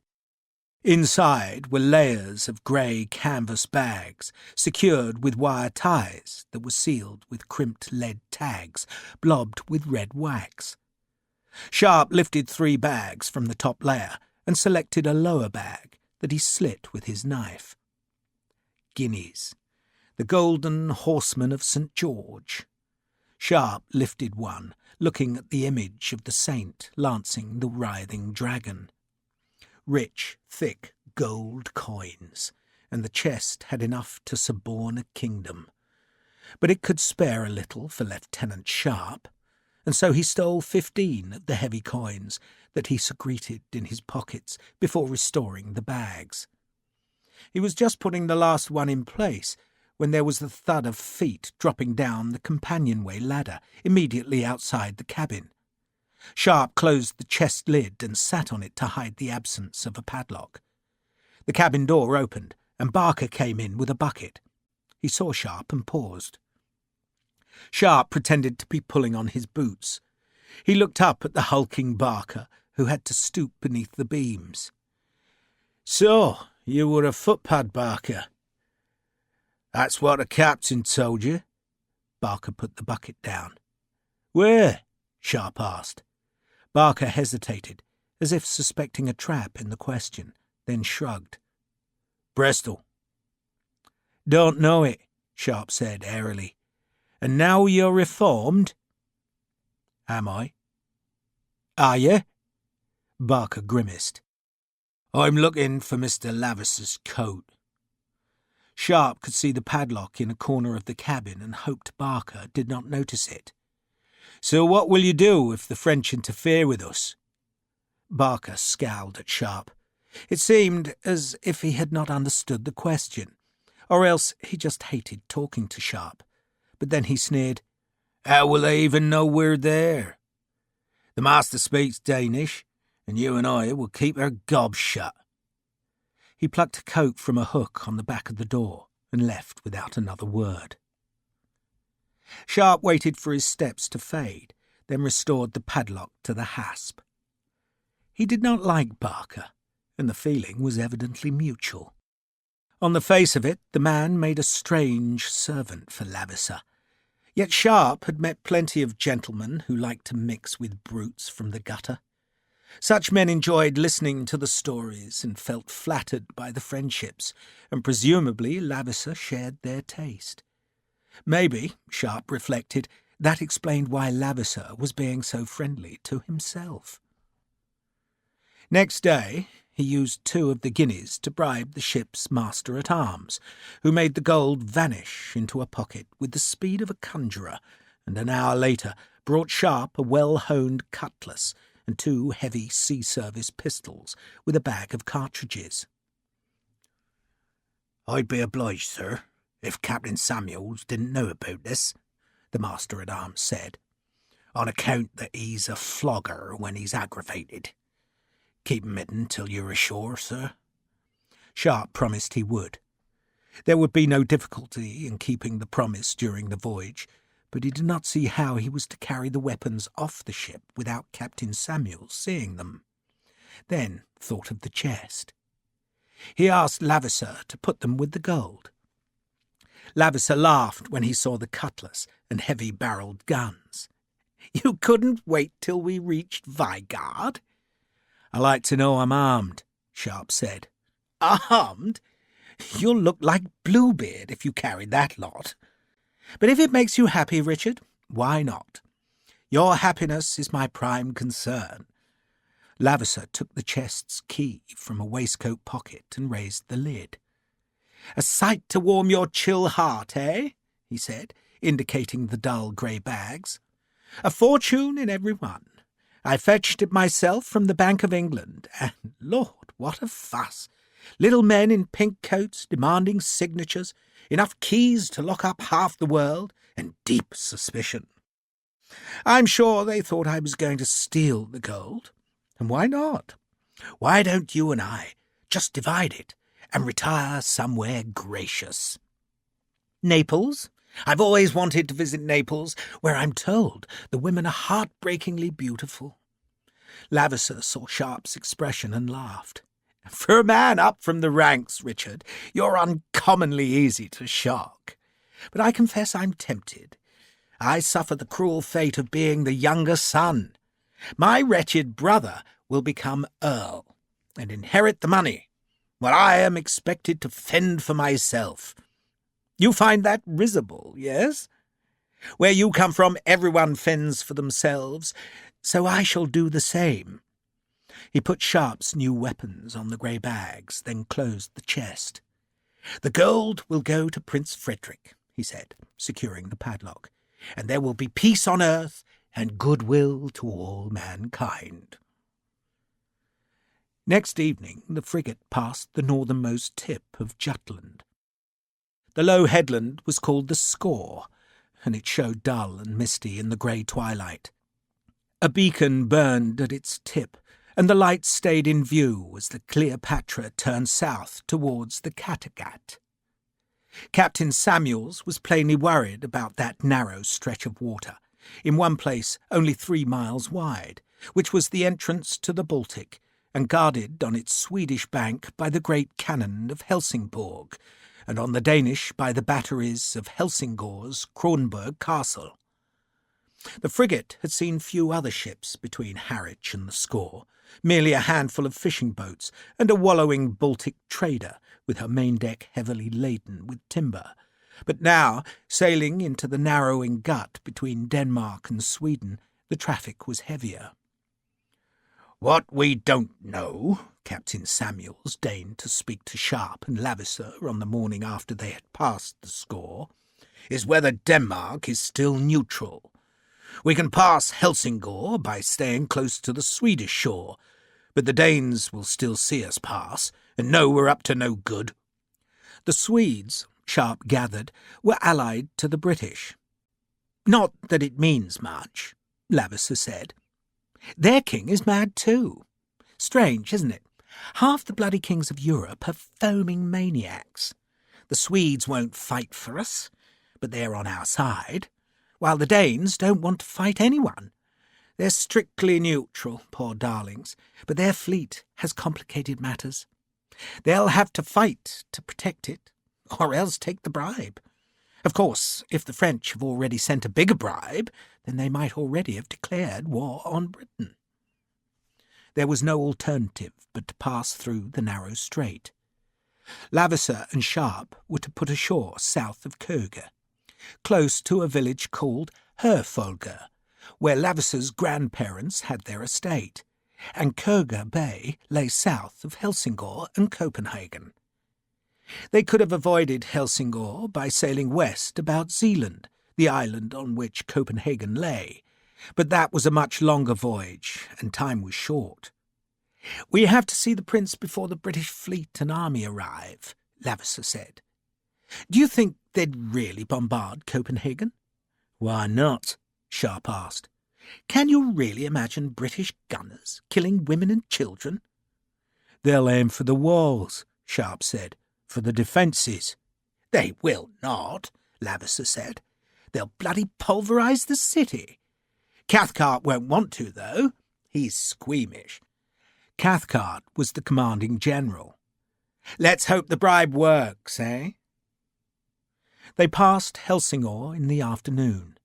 Guns sounded from the fortress, but their noise was diffused, for they were not loaded with ball or shell, but instead were merely responding to the salute that Captain Samuels ordered fired in honour of the Danish flag. Sharpe gazed at the flag through his telescope, seeing a white cross against a red field. Captain Samuels was also staring towards the fortress, but he was looking for the splashes of water that would betray the fall of round shot. None showed, which proved the Danes were merely saluting. "So they're still neutral," Captain Samuels grunted. "They'll do all they can to stay neutral," Lavater offered his opinion. "They're a small country, Captain, and they don't want to pick a fight unless they're forced to it." He borrowed Sharpe's telescope and stared at the massive Kronborg castle, which from this distance looked more like a palace than a fortress. The copper sheathing of its spires and steeply pitched roof glowed green above the drifting white smoke left by the guns. A frigate, anchored in the Helsingør roads, was setting her sails in an evident attempt to follow the Cleopatra. "Does she mean trouble?" Lavater asked. Captain Samuel shook his head. "She'll not catch us," he said dismissively. "And besides, there's liable to be a fog with this wind." Lavater looked back to the castle. "Something is rotten in the state of Denmark," he intoned portentously. "There is?" Sharpe asked. The guardsman laughed. "It is from Hamlet, my dear Richard, which takes place in that very same castle. I was taken there as a child, and I was quite convinced I saw the old king's ghost wandering the battlements. But alas, it was only my imagination. Then, years later, I acted the part at Eton. Bloody Pumphrey played Ophelia, and a very convincing girl he made too. I was supposed to kiss him in one scene, and he appeared to enjoy it so much that I squeezed his balls until he squealed like a pig." He smiled at the memory, then leaned on the rail to gaze at the low green shore. "I wish there really was something rotten in Denmark. It's a dull country, Richard, dull, religious, hidebound, and cautious. It's inhabited by small people who lead little lives." "We must all seem like that to you." Lavater was instantly contrite. No, forgive me. I was born to privilege, Richard, and I forget that others are not." The Cleopatra stayed closer to the Swedish shore, making it seem to any who watched that she was on passage to Stralsund in northern Prussia, where a British garrison was stationed. But on the night after they had passed Copenhagen, the frigate left the well-travelled sea lane and turned west to beat her way into Køge Bay. She was alone now. The Danish frigate had long abandoned her stern chase of the British ship, and Køge Bay was empty. The moon showed occasionally through spreading clouds, and the low white chalk cliffs of the approaching coast seemed to shine with an unnatural brilliance. The frigate turned northwards until the cliffs faded into long beaches, and it was there that Captain Samuels hove to and ordered the launch to be lowered. The heavy chest was slung overboard by a whip rove to a yardarm, Then Sharpe, Lavisser and Barker climbed down to the waiting launch. Sharpe, like his companions, was in civilian clothes. He wore a brown coat, black breeches and boots, a white stock and a brown tricorn hat that Grace had always said made him look like a bad-tempered farmer. His rifleman's uniform was in the pack, slung on his back. The launch crew rode through the dark.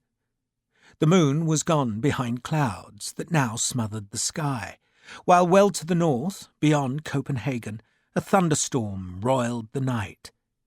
Lightning split the blackness with snake tongues of fire, but no rain fell on Koga Bay, and the sound of the thunder faded before it reached the launch.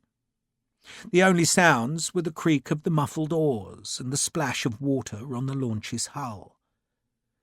There was no surf, just a gentle breaking of small waves on a shelving beach. The launch's keel grated on sand, and a sailor leapt overboard to hold the boat steady, while 6 men carried the chest of gold ashore. Sharpe, Lavisser and Barker followed, splashing through the shallows. The midshipman in charge of the launch wished them good fortune. Then the launch was heaved back from the beach, and the sound of its muffled oars died swiftly away. A cold wind rattled grains of sand against Sharpe's boots. He was in Denmark, and Captain Lavisser drew his pistol. Chapter 4. Lavisser hesitated. "Would they hear a pistol shot on the frigate?" he asked. "Probably," Sharpe said. "Sound carries over water. Why?" "I'm worried the priming got wet, but I don't want to alarm the Cleopatra. They might think we're in trouble." "Priming didn't get wet," Sharpe said. "Water only came up to our ankles." "You're probably right." Lavisser holstered the pistol. "I think it's best if you wait here, Richard. If Samuel's landed us in the right place, then Herfolger's at least an hour's walk. I'll see you at dawn, and with any luck, I'll bring a cart and horse to get this damned gold out of here." He climbed a dune. "You'll stay with Mr. Sharpe, Barker?" "I will, sir," Barker acknowledged. "You know what to do," Lavisser said cheerfully, turning away. "Do you have the key to the chest?" Sharpe called after the guardsman. Lavisser half-turned. He was nothing but a shadow on the dune's crest. "Surely you don't need it, Richard?" "I'd like to get those pistols." "If you must. Barker has the key. I'll see you in 2 or 3 hours." Lavisser waved and disappeared down the other side of the dune. Sharpe peered at Barker's dark shape. "The key?" "I'm looking for it." Barker's answer was surly. He began to rummage through a valise, and Sharpe, as he waited, walked up the dune. It was cold for summer, but he supposed that was because the sea was so chill. From the dune's top he could just see the frigate as a tracery of dark rigging against the eastern sky, while inland there was only a feeble and far-away scrap of hazed and flickering light. Captain Samuels had said that fog was likely in this weather, and the smeared scrap of light suggested it was forming over the flat farmlands. The ground seemed to rock as Sharpe became accustomed to being on land again. He could smell hay, salt and seaweed. "Been to Denmark before, Barker?" he called down to the beach. "No," Barker said. "So, where's the key?" Sharpe asked. "I reckon he didn't give it me." "It's customary, Barker, to address officers as Sir." Sharpe could not conceal his dislike for the servant, who was plainly employed for his size and his capacity for violence rather than for any skills as a valet. Sharpe rooted through his pack until he found the picklock, then went back to the beach where he knelt beside the chest. "What are you doing, sir?" Barker asked, putting a sarcastic stress on the last word. "Fetching my pistols," Sharpe said, taking hold of the padlock. A bang made him turn. The launch must have reached the frigate, which was now sheeting home her foresails to turn away from land, and the bang had merely been the wind slatting the canvas, but it saved Sharpe's life. He saw the gleam in Barker's hand, realised it was a knife that was about to bury itself in his neck, and so threw himself to one side before scrambling away from the chest. He let go of the picklock, hurled a handful of sand into Barker's eyes and drew his sabre, then heard the click of a gun being cocked and knew that Barker, careless of any noise, must have had a pistol hidden beneath his long coat. Sharpe just ran, going up the dune where he snatched up his pack and then down the sandy slope into the darkness behind the beach. He had hardly thought since the banging sail had made him turn. He had just reacted, but now he crouched in the coarse grass and watched the crest of the dune for Barker's shadow. Sweet Jesus, he thought, but he had been fooled. He should have bloody known when Lavisser had claimed Barker possessed the chest's key. No man would entrust a fortune in gold to a servant like Barker.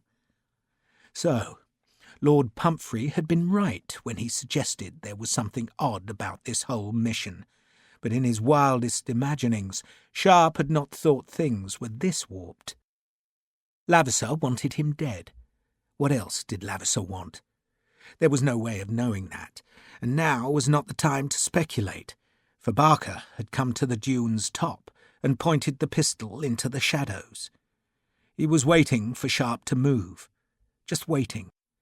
But the fog was thickening as the southern summer wind crossed the cold northern sea. Sharpe stayed motionless. Far inland a bell tolled 4 times. The small light had vanished, obscured by the growing fog.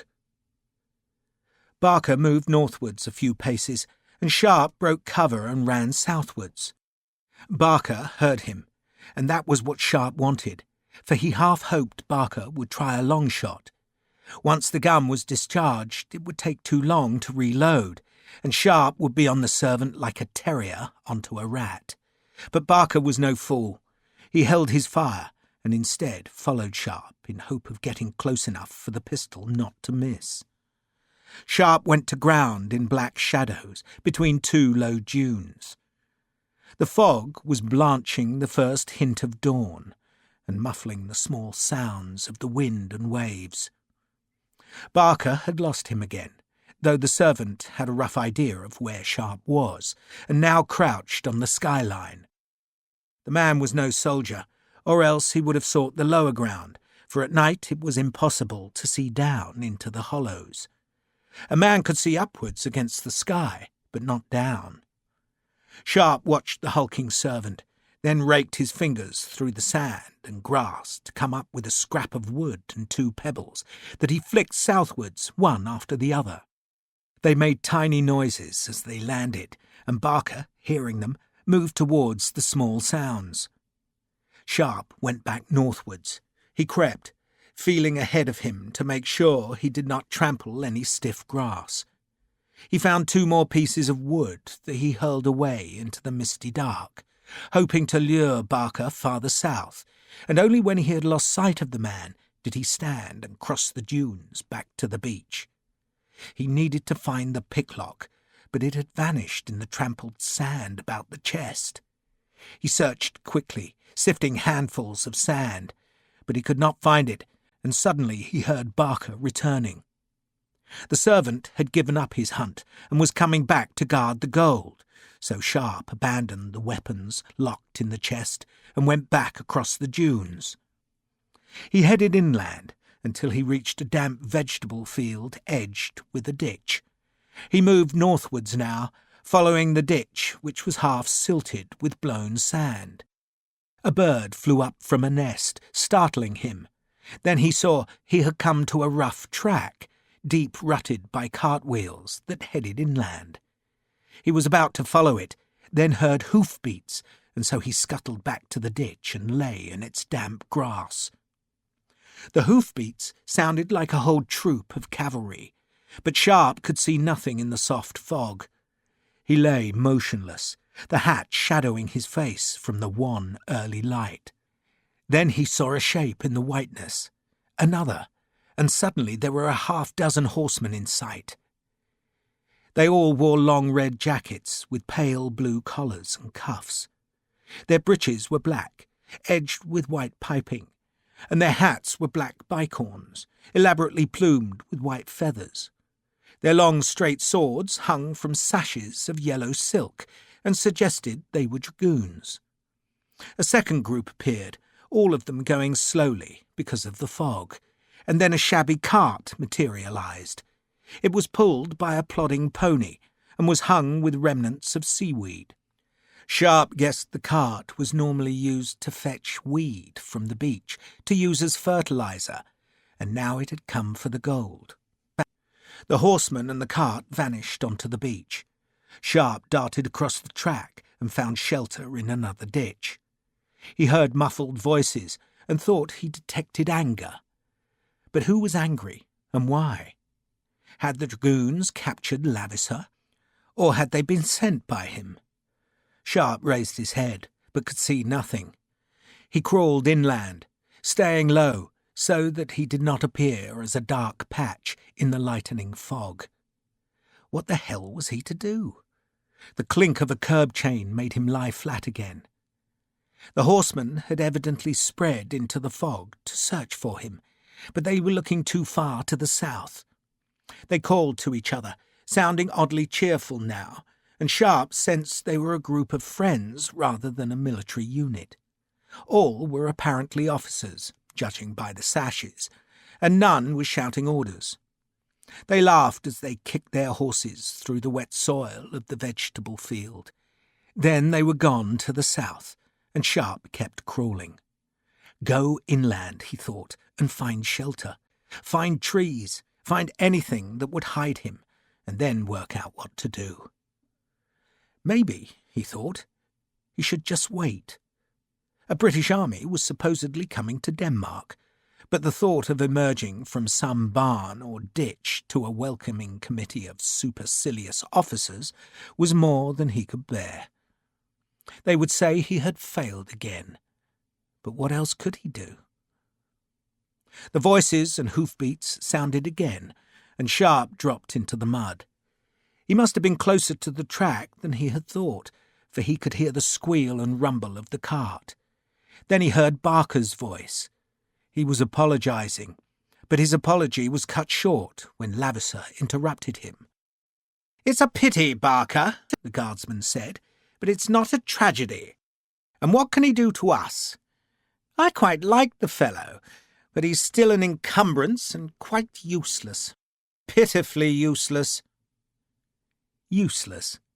Sharpe raised his head to see that Lavisser was wearing the Danish uniform. He must have gone back home to his grandfather, changed into the uniform, joined his waiting friends, and so become wealthy.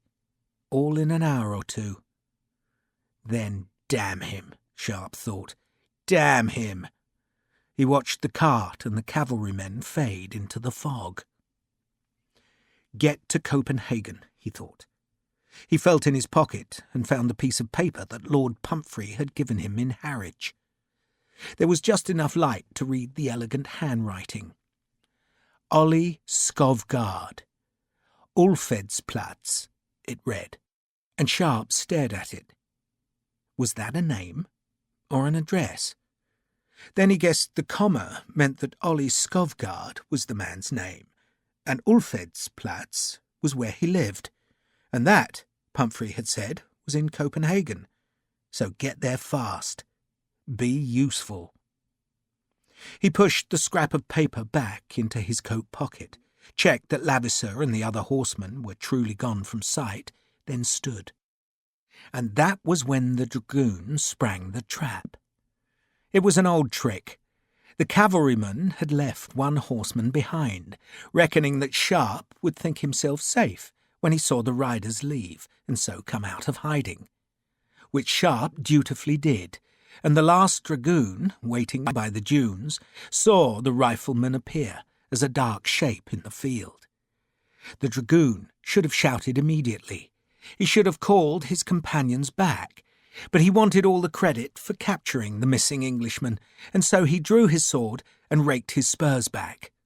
Sharpe heard the hoofs, turned and saw the big horse being spurred across the muddy field. He cursed himself for falling for such an old ruse, but saw, too, that the horseman was right-handed, understood that the horse would therefore go to his own right, and knew that the dragoon would lean from the saddle to chop with the sword, and knew, too, that there was no time to draw his own sabre. Or perhaps he knew none of that, but instinctively realised it in the space of a heartbeat, and understood how to react. The cavalryman shouted, more to frighten Sharpe than summon his companions, but the horseman was too confident and too inexperienced. He believed Sharpe would stand like a scarecrow and be beaten down by the flat of his sword, and the last thing he expected was for the rifleman to swing the heavy pack hard into the side of his horse's head. The horse slewed away, and the dragoon, already swinging his heavy sword, found his horse going one way while he was leaning the other. Lavesser had cautioned him that the Englishman was dangerous, so he had intended to stun Sharpe with the weight of his heavy straight blade, but instead he flailed for balance. Sharpe let go of his pack, seized the dragoon's sword arm, and simply tugged. The man yelped as he was jerked from the saddle. Then the breath was thumped out of him as he fell into the mud. He yelped again as Sharpe dropped onto his belly. "Bloody fool," Sharpe said. The horse, shaking its head, stopped. There was a pistol holstered on its saddle. Sharpe was angry. It did not take much to make him angry, not since Grace died, and he hit the man hard. Too hard. He found a fist-sized stone in the field's mud, and used it to break the dragoon's jaw. The man moaned as blood trickled into his long, fair moustaches. "Bloody fool," Sharpe said again. He stood and kicked the man. He thought about taking the sword, for a heavy cavalry sword was a much better weapon than a light sabre, but the blade had fallen some feet away, and the scabbard was secured by a complicated buckle, and meanwhile the man's shout must have been heard by the other dragoons, for a voice called urgently out of the fog. Lavesser and his companions were coming back, so Sharpe rescued his pack and ran to the horse. He put his left foot in the stirrup, hopped clumsily as the horse sidled nervously away, then managed to haul himself into the saddle. He fiddled his right foot into the second stirrup, turned the horse north, and kicked his heels back. The fallen man watched him sadly. Sharpe swerved back to the beach. He could hear hoofbeats, and knew the other dragoons would soon be in full pursuit. Once across the dunes and on the beach, he turned south and kicked the horse into a gallop. Sharpe clung on for dear life, the pack bouncing against his right thigh and the sabre scabbard clanging like a cracked bell. He rode past the jumble of hoof prints where he and Lavesser had come ashore, then turned inland again. He was riding in a circle, hoping that the changes of direction would confuse his pursuers. He crossed the dunes, let the horse find its own way over the ditch, then curbed it in the field. He listened, but could hear nothing except his horse's harsh breathing. He kicked the beast on. He crossed 2 more ditches, then turned northwards again until he came to the rutted track where he turned west, then north again, where a path branched away between wind-bent trees. His instinct told him he had lost his pursuers, but he doubted they would have given up the chase quite yet. They would be looking for him, and as the sun rose, the fog began to thin. The horse would be a liability soon, for Lavesser and his companions would be searching for a horseman in this flat, featureless landscape, and so, reluctantly, Sharpe slid out of the saddle. He unbuckled the girth and took the saddle off the beast, then slapped its rump to drive it into a pasture. With any luck, the other horseman would simply see a grazing horse, not an abandoned cavalry mount. He threw away the pistol. It had not been loaded, and its ammunition must have been with its rider. So Sharpe tossed it into the ditch, where he had hidden the saddle, and walked on north. He hurried now, using the last vestiges of the fog to cover his escape.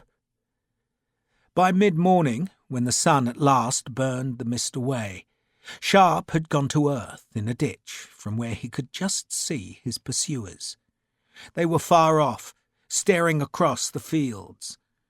He watched them for an hour or more, until at last they abandoned the search and rode inland. Sharpe waited in case another man had been left behind. He was getting hungry, but there was nothing he could do about that. The sky was clouding over, threatening rain.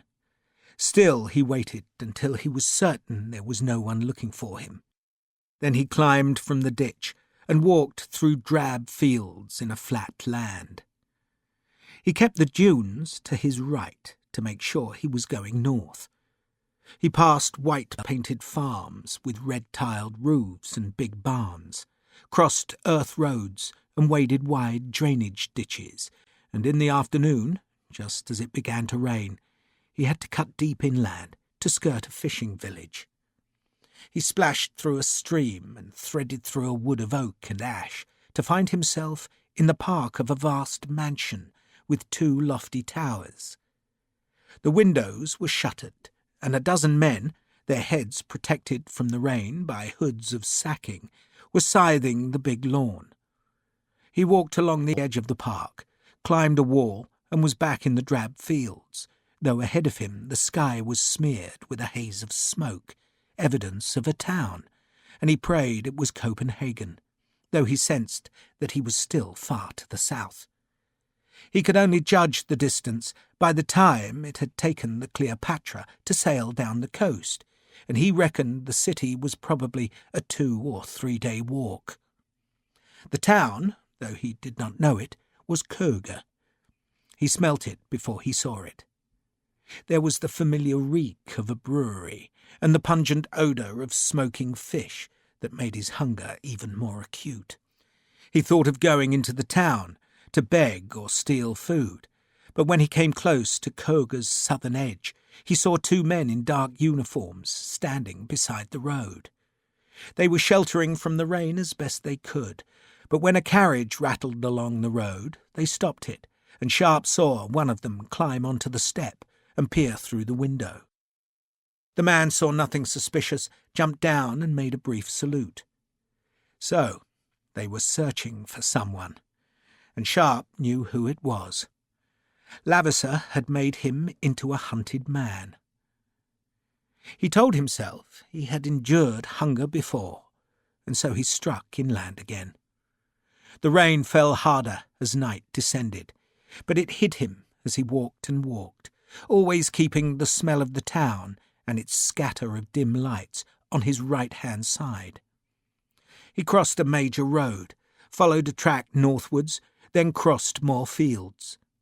His boots were clogged with mud, his clothes were soaked, and the pack was biting into the small of his back and his shoulders. He walked till he could not endure another pace. Then he slept in a wood, where he was woken by a heavy rain that thrashed the trees just before dawn. His belly ached, and he was shivering. He remembered the bedroom he had shared with Grace, its fireplace, and the wide windows that led to a balcony. He had been careless, he now knew, in thinking that idyll could last forever. He had sold his Indian jewels and used the money to make a haven, while the lawyers bickered over her dead husband's will. But then Grace died, and the same lawyers pounced like weasels on the property Sharpe had bought. He had put the house in Grace's name, saying that she needed the safety of her own home, while he soldiered abroad, and that quixotic gallantry had lost him everything. Worse, he had lost her. Grace, he thought. Grace. and the self-pity swept over him, so that he tipped his face to the rain as if he could wash away his tears. Bloody fool, he told himself. Be useful. Pull yourself together. The woman is dead, and you do not help her memory by collapsing. Get up, he told himself. Walk. Snivelling and feeling sorry for himself would do nothing. Be useful.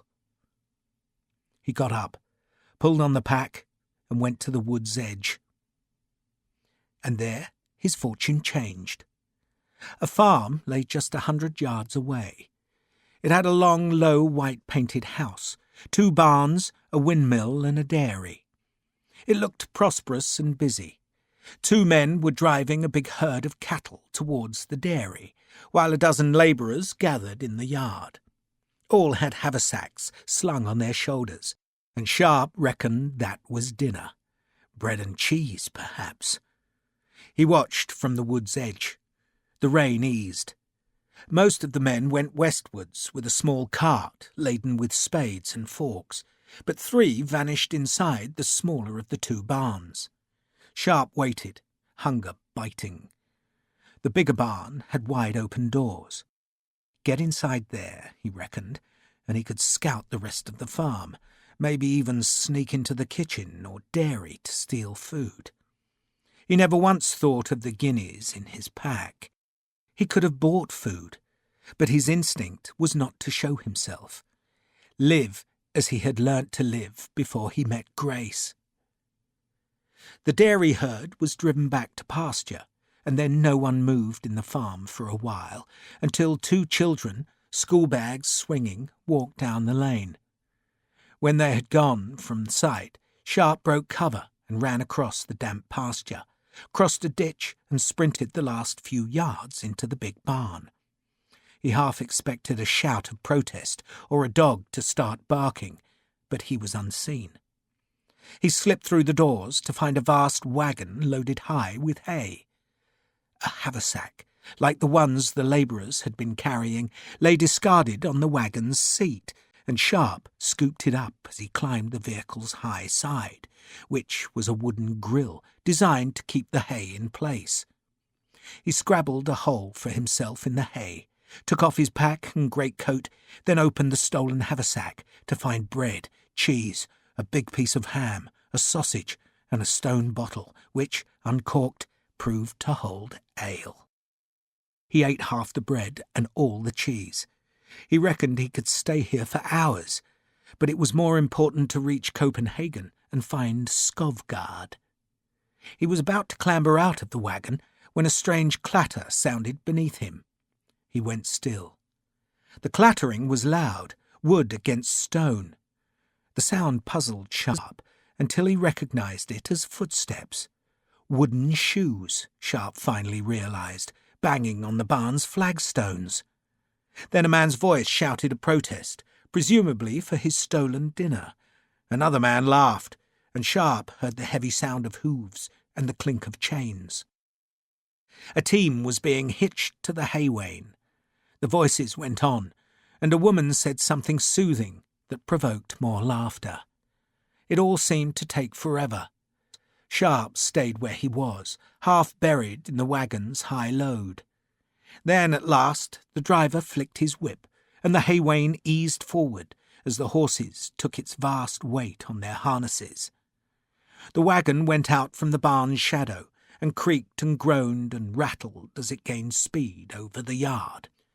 A man and a woman called what Sharpe presumed was a farewell. The cloud was shredding, so that strips of blue showed as the wagon lurched along a farm track. It was going inland, and Sharpe was happy to let it carry him. But where would it go once it reached the road? He prayed it would turn north. He ducked down as more voices sounded, then peered from the hay to see that it was a group of men clearing a ditch who had called to the driver. A field of wheat grew beyond, very close to harvest.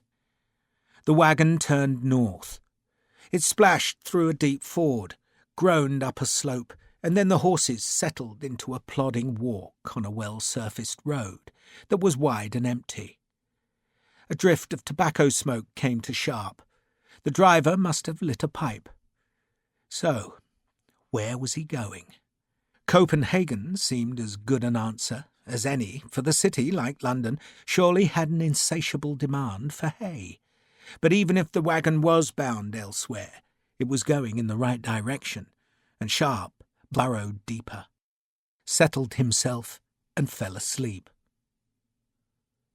He woke close to midday.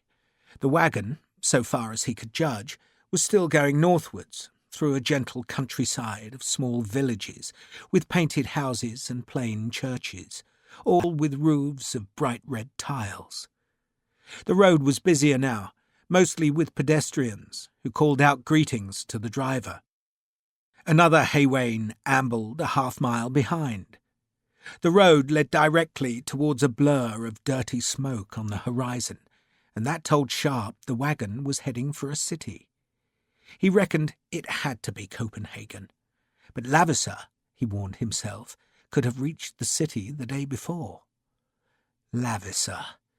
How Sharpe was to revenge himself on Lavisa he did not know, but he would. The anger was in him again, because he had been fooled by the guardsman's attentive friendliness on the boat. Sharpe had believed the man's sympathy, and so revealed his own feelings, and all the while Lavisa had been plotting his death. So Lavisa would suffer. By God, he would suffer. Sharpe would eviscerate the bastard and have him screaming. Sharpe might not know how he would do it yet, but he did know where. In Copenhagen. This ends Disc 3.